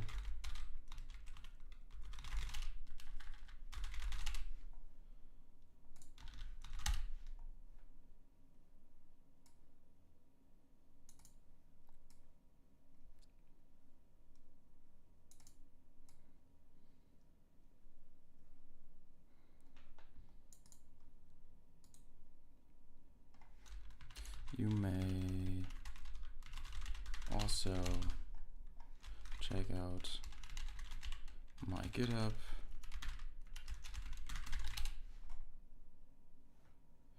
How do they spell it? GitHub.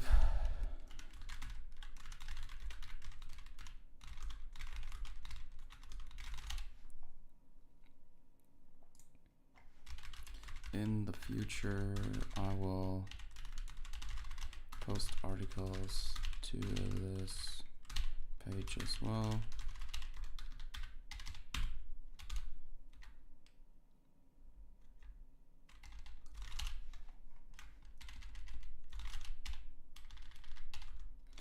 So Anchor HTML.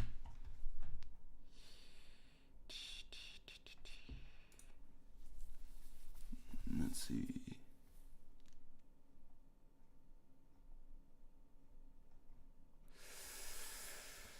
No, not Anchor. A tag HTML.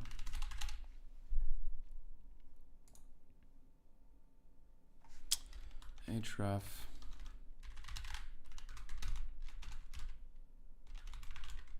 HTTPS. YouTube.com. Is it www? No. www.youtube.com/activespeech.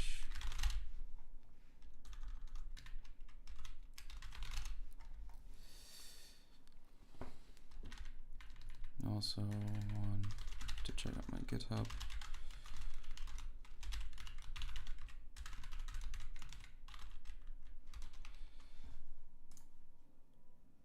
GitHub.com.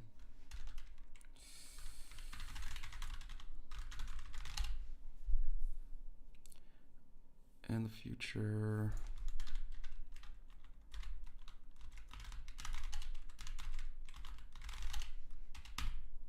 I will post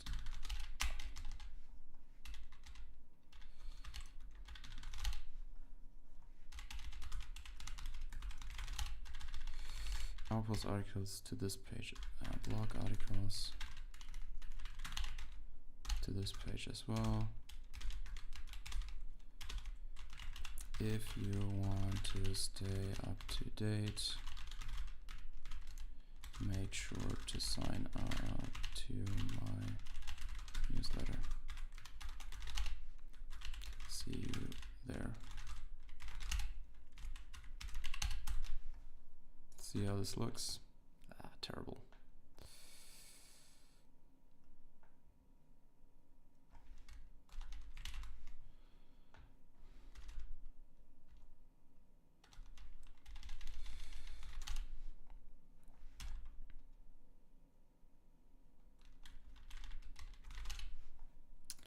Love to learn more on the site as well as a YouTube channel where I put content related to topics I'm interested in, either educational or explorative.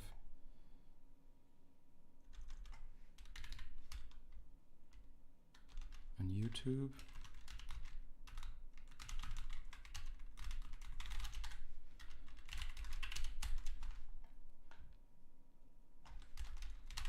Okay, so let's forget about this label here.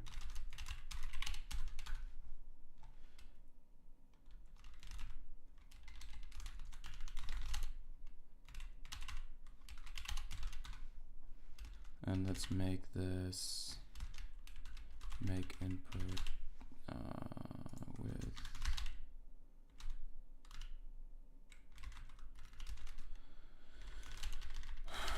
okay, let's make input with 100%.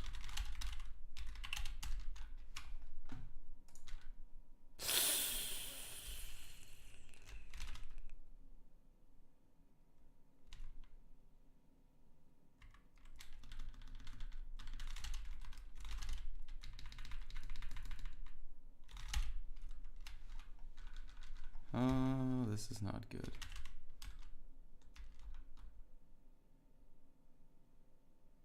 Oh no. This is also not good.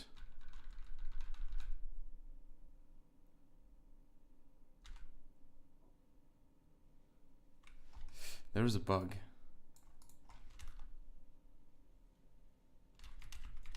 How many max connections do we have? 16.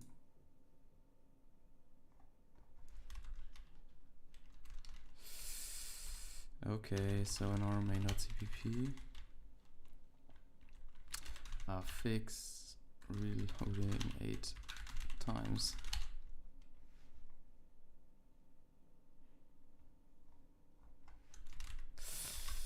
So this is also bad.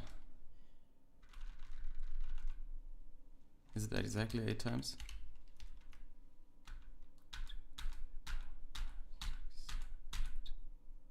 Exactly 8 times. Ooh, this is bad.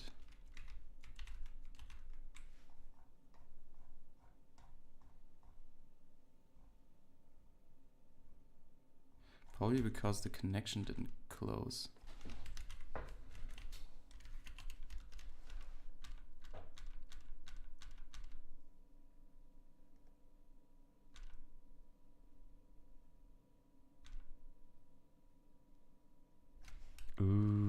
This is bad.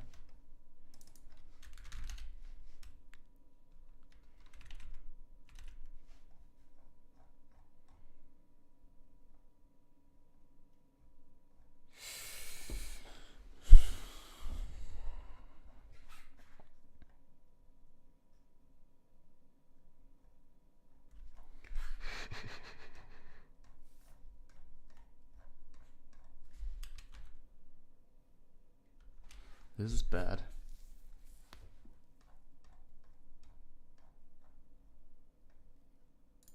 So this thing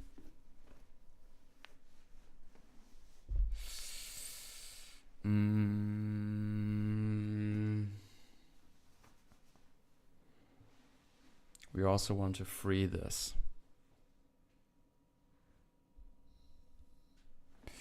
So maybe we no.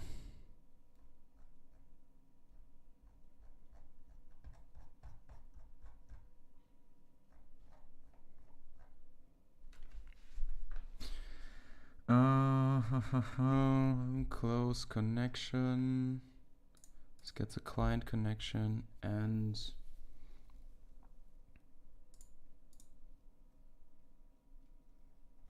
we also have to free the event. Oh no.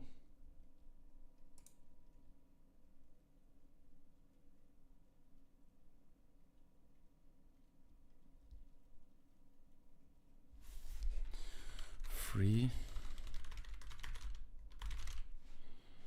Oh wait, where would we free?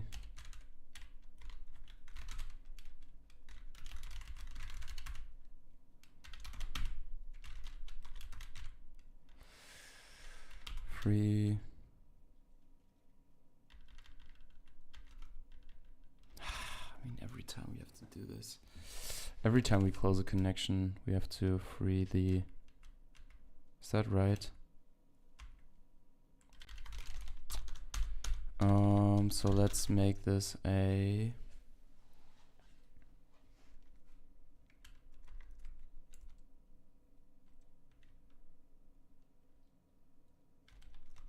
Let's make this a con event star event con event. Let's say con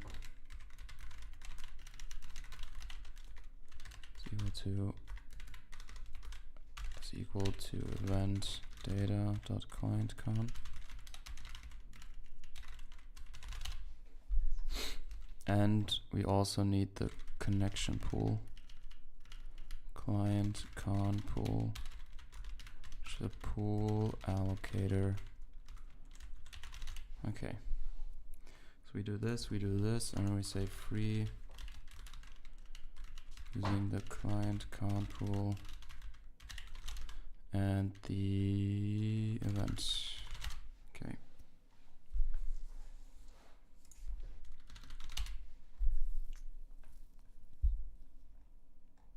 So close connection. This now gets the event and the how did we call it?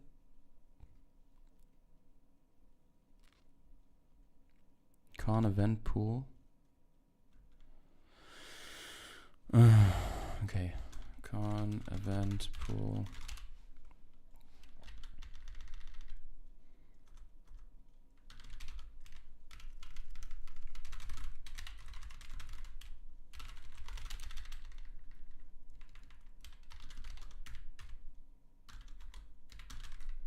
Event con event pool, probably a reference.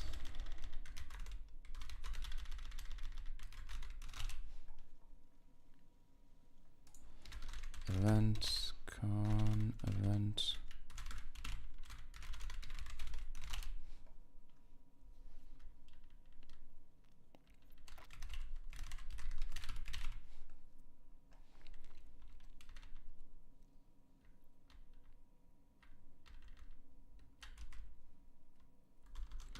event con event pool event con event pool and event con event pool and event con event. Okay. Let's see if we can make debug mode 1 TLS 1 CC climb. Okay, that does work. Ooh, the connect.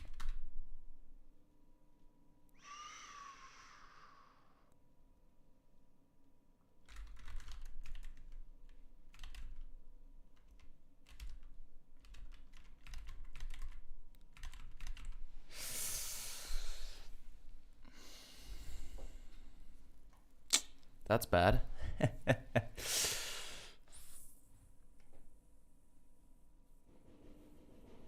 So what is happening? Con event.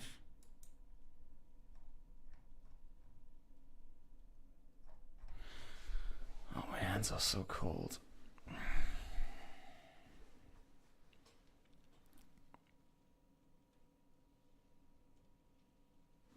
I mean, we also have this event here, which is not freed.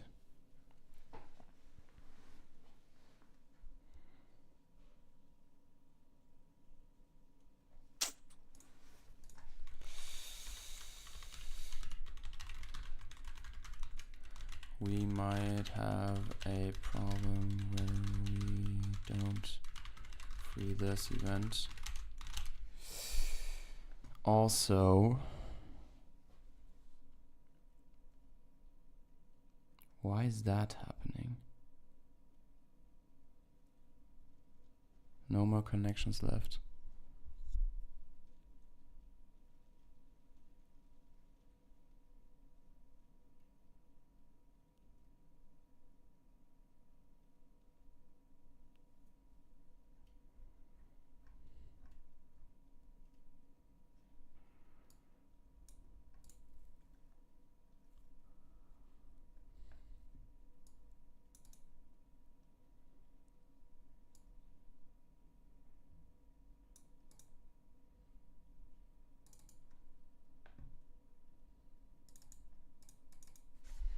Why is that happening?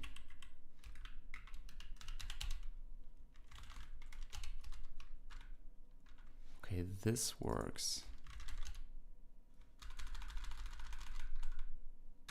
Until it doesn't.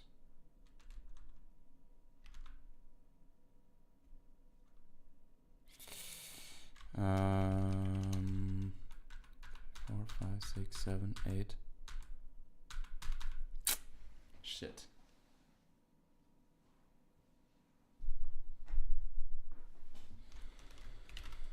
Seems like we have a problem with freeing the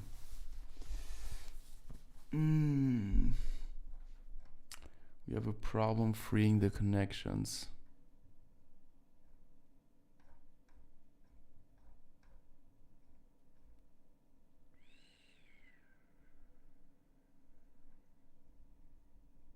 Because we have two events.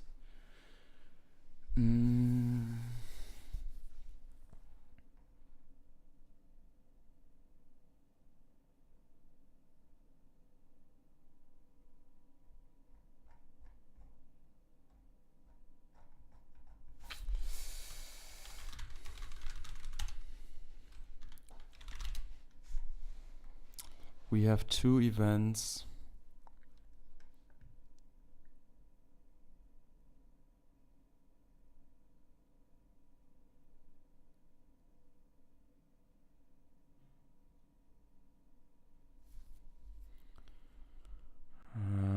This is not good. So we allocate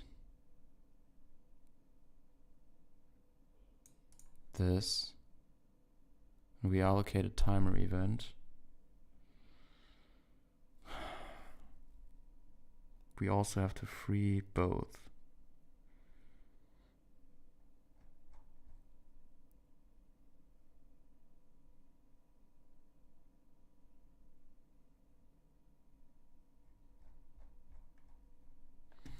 So maybe if this is a client con, there's also a reference to the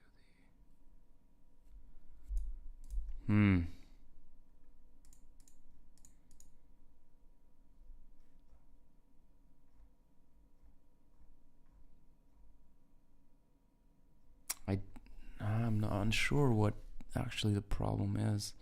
So in here, this is the first close client connection call, I guess.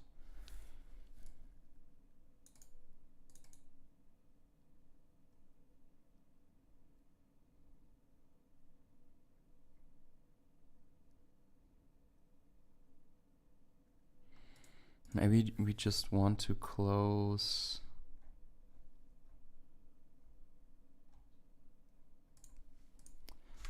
So if event kind is equal to read,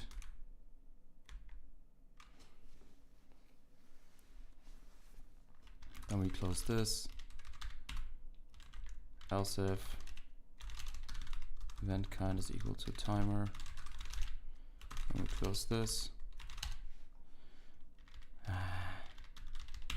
We free and we free the event.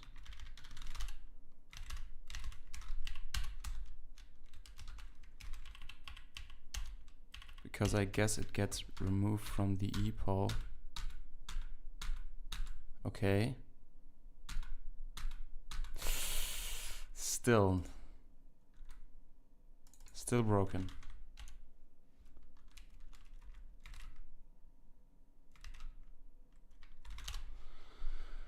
Oh no.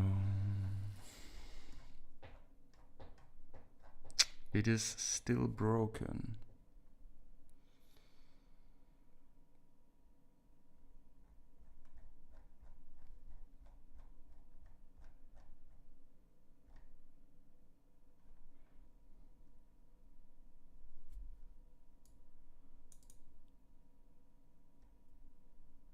Maybe we have something broken in our free. Okay, so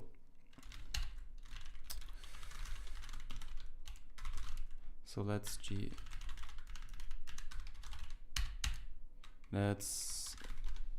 GDB HTTP server and break at close connection, run.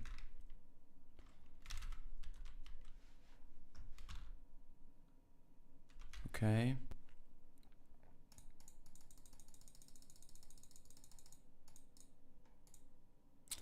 Localhost cannot bind to address. Nice. Break. Run. Index.html.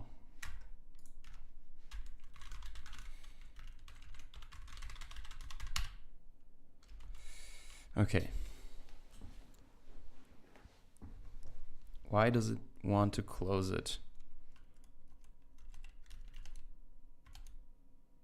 Because the timer?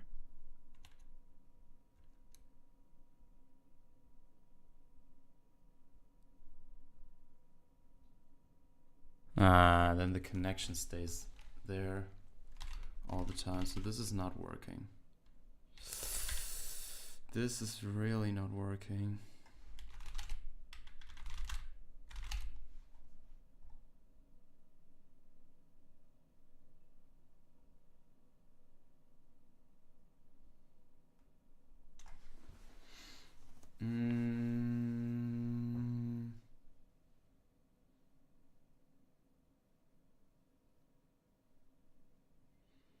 So when this is a client connection, we probably need a reference to the other event. To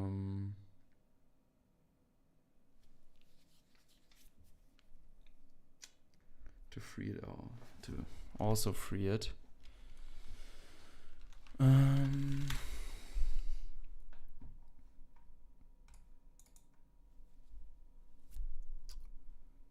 Okay.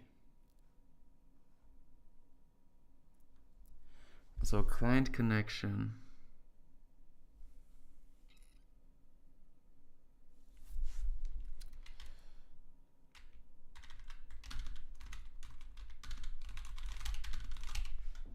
We want to free both events.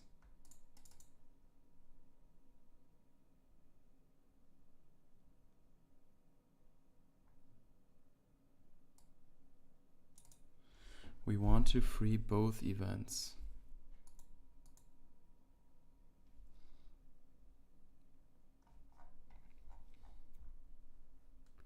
So client connection probably has an other con event other.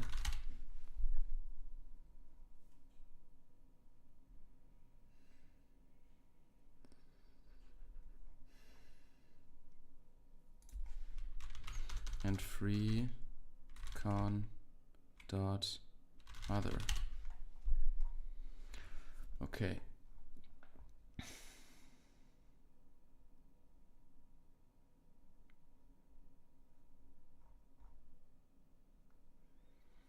Read event, timer event.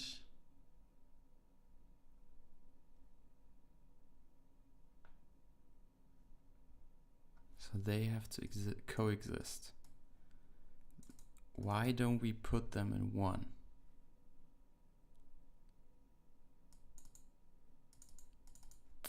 Oh no.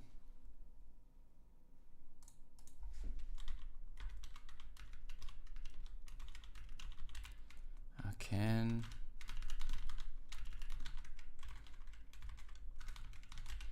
we unite the two?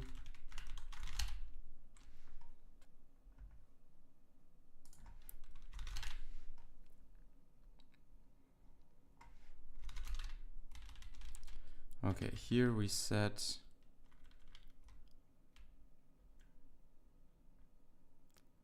read event.clientCon this and timer event. And here we say and read event. So does this work? Convent. Oh no. Now we have a problem.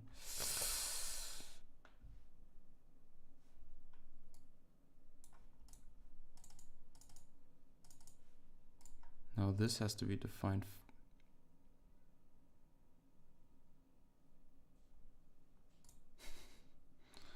Okay. Event data.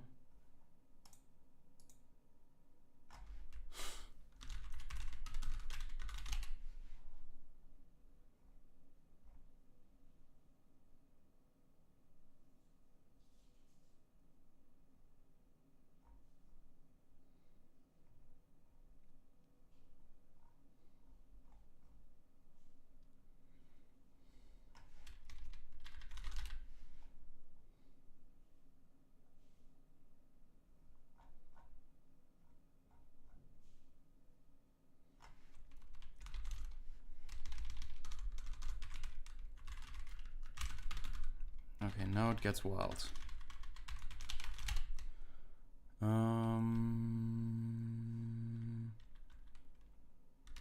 U and pointer, and when we close the connection, void star. Okay, that at least compiles.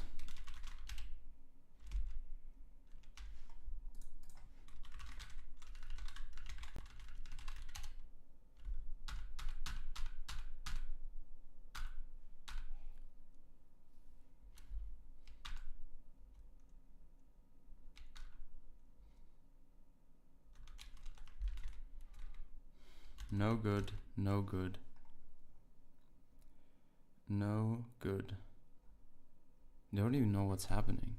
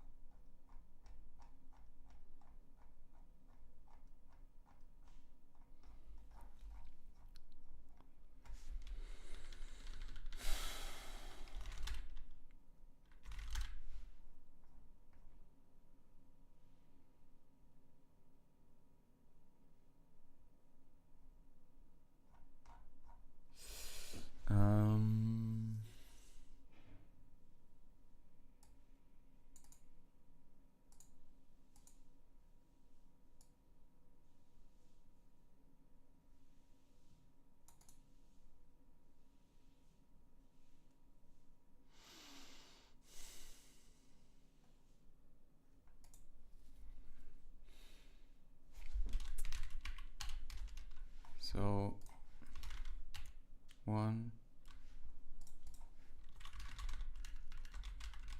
2, 3, 4, 5, 6, 7, 8,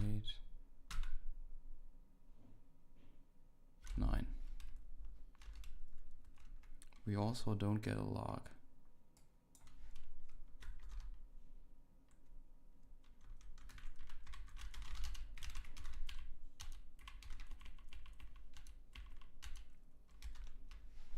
One, 2, 3, 5, 6, 7, 8.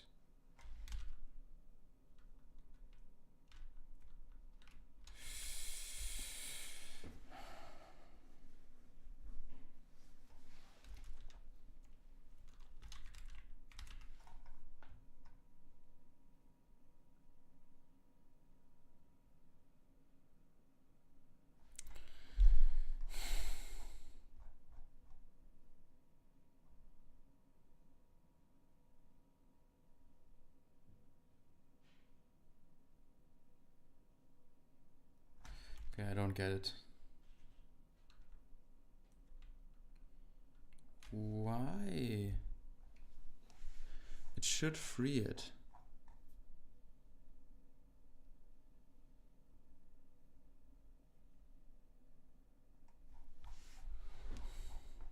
Okay, let's go into this here. Break 5, 4, 8. Run 1. Okay, so maybe not use the browser. Next P. Next.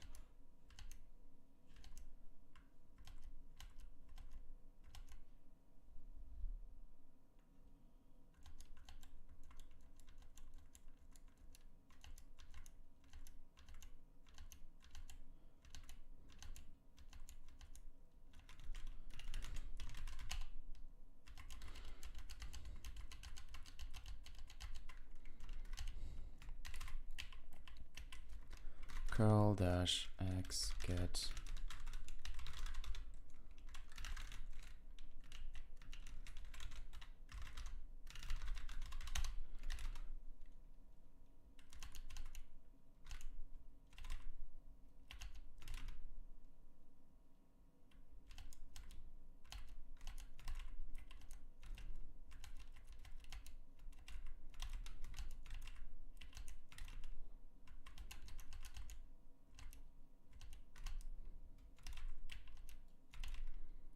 So maybe pre-con event pool.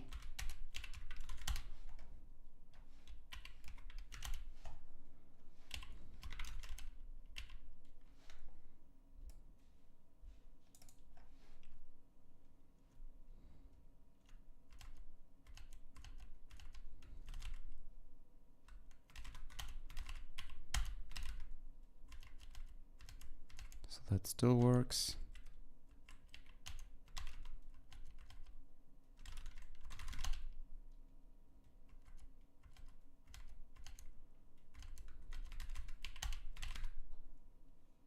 Some of these timers don't work, I guess.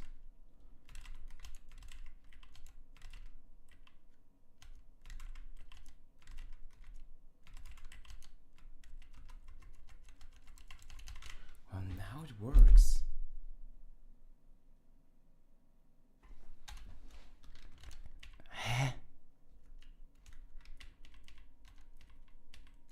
What is the problem? 1, 2, 3, 4, 5, 6, 7, 8, 9, 10, 11. Now it hangs. No more connections left.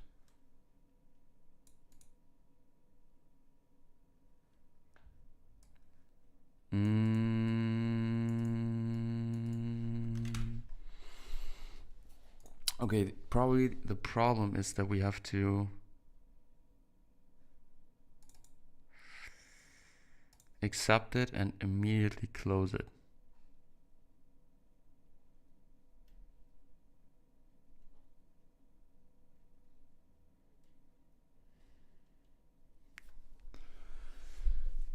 Because shit. So we probably have to accept it. Put this up here.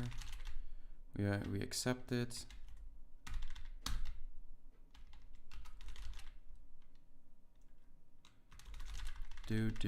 If this is the case, we just say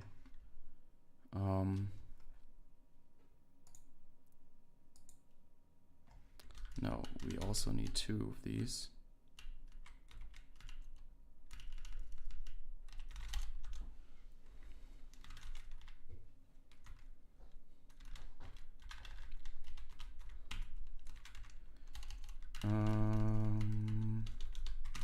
If timer event -1.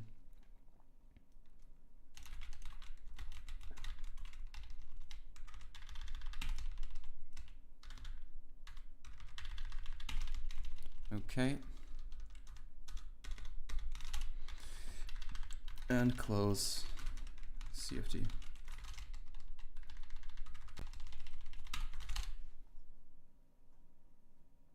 And here we also want to free con event pull the read event. No.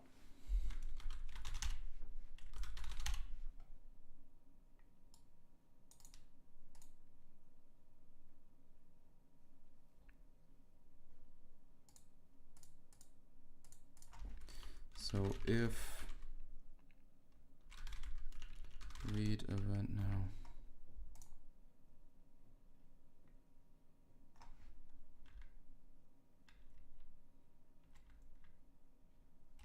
Or else if?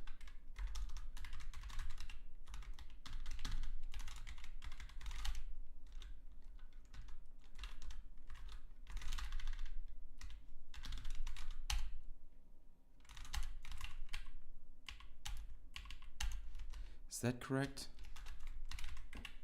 2, 3, 4, 5, 6, 7, 8, 9, 10, 11, 12, 13, 14.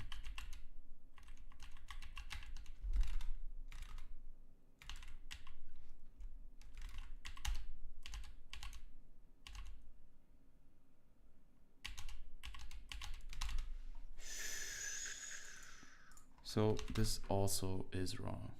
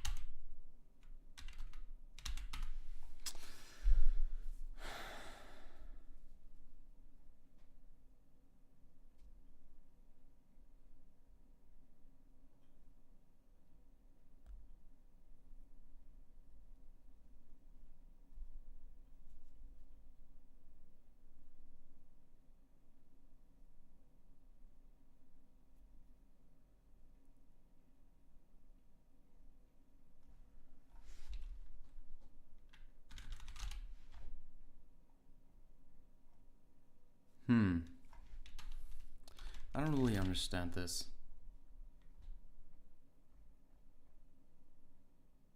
So do we have a bug in our free method?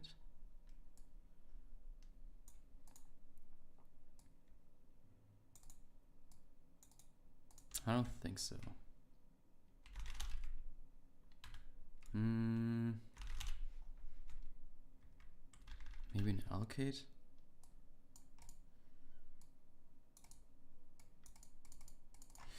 No.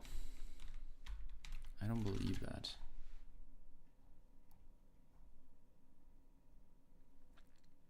So what happens if we get closed on?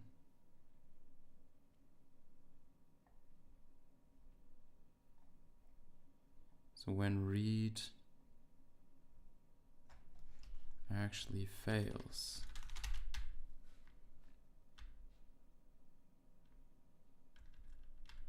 close connection, con event pool.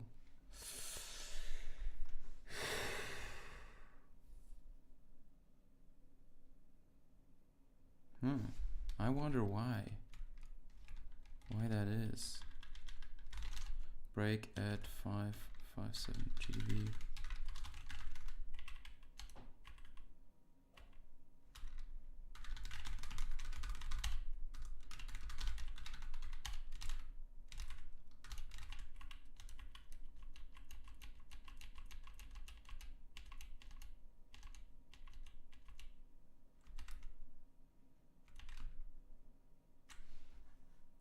Oh, so this. Oh, so the timer. Of course.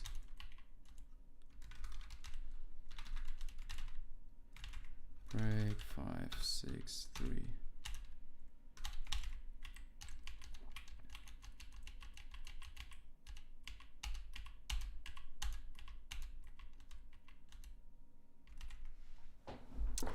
So PR con event pool head is now equal to 0.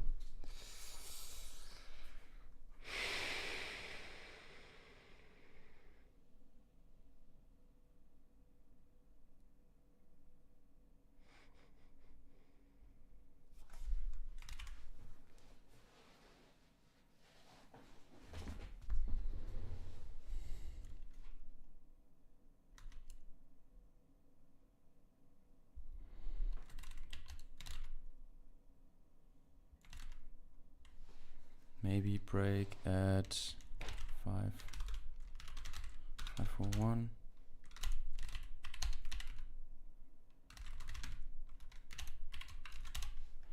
This is an accept event.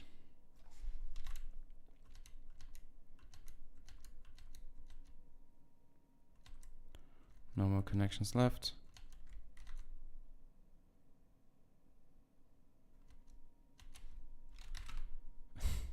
Nothing's in there.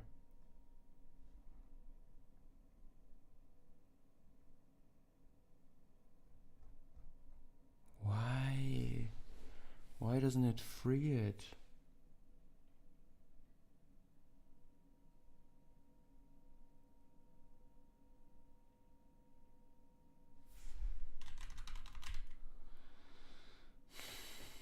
Free.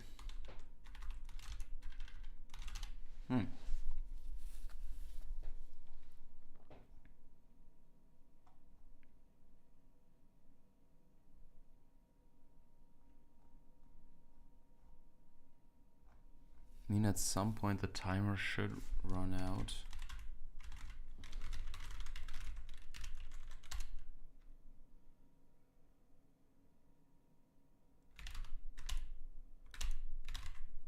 Immediately close, no more connections left.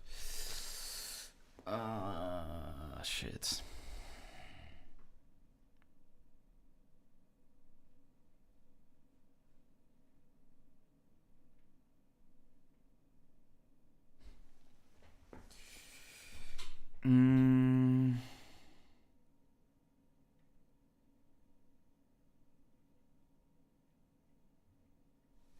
So what if we don't free this?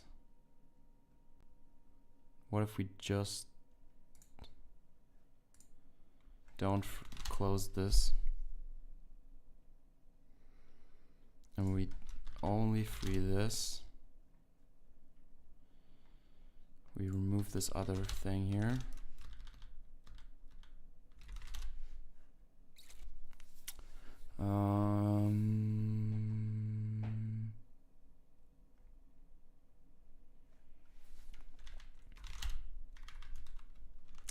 So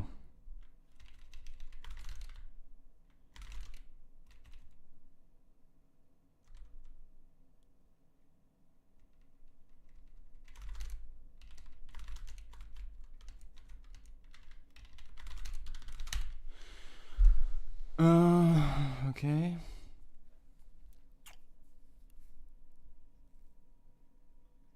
So here, remove this. Remove this.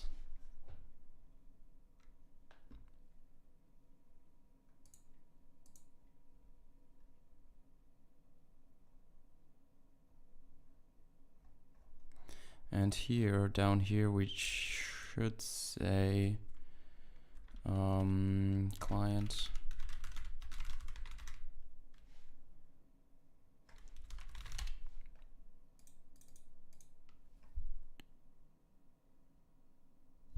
but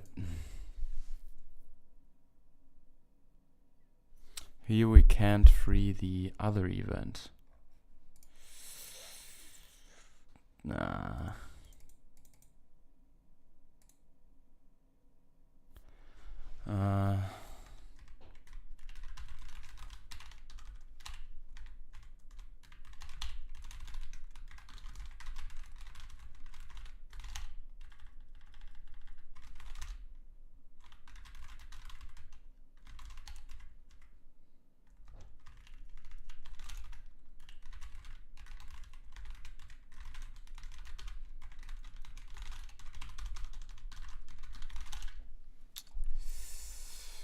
And free.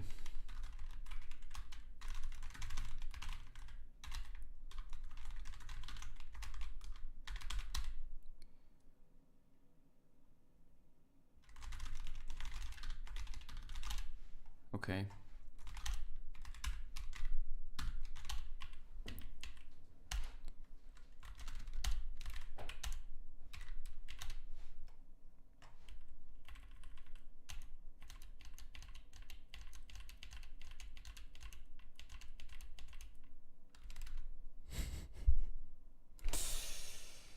Oh no, okay, this is probably something for another day.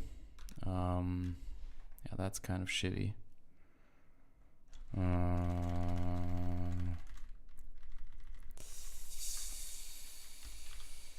Somehow we messed up the freeing of the connections. Nice. Okay, we leave it like that. See you.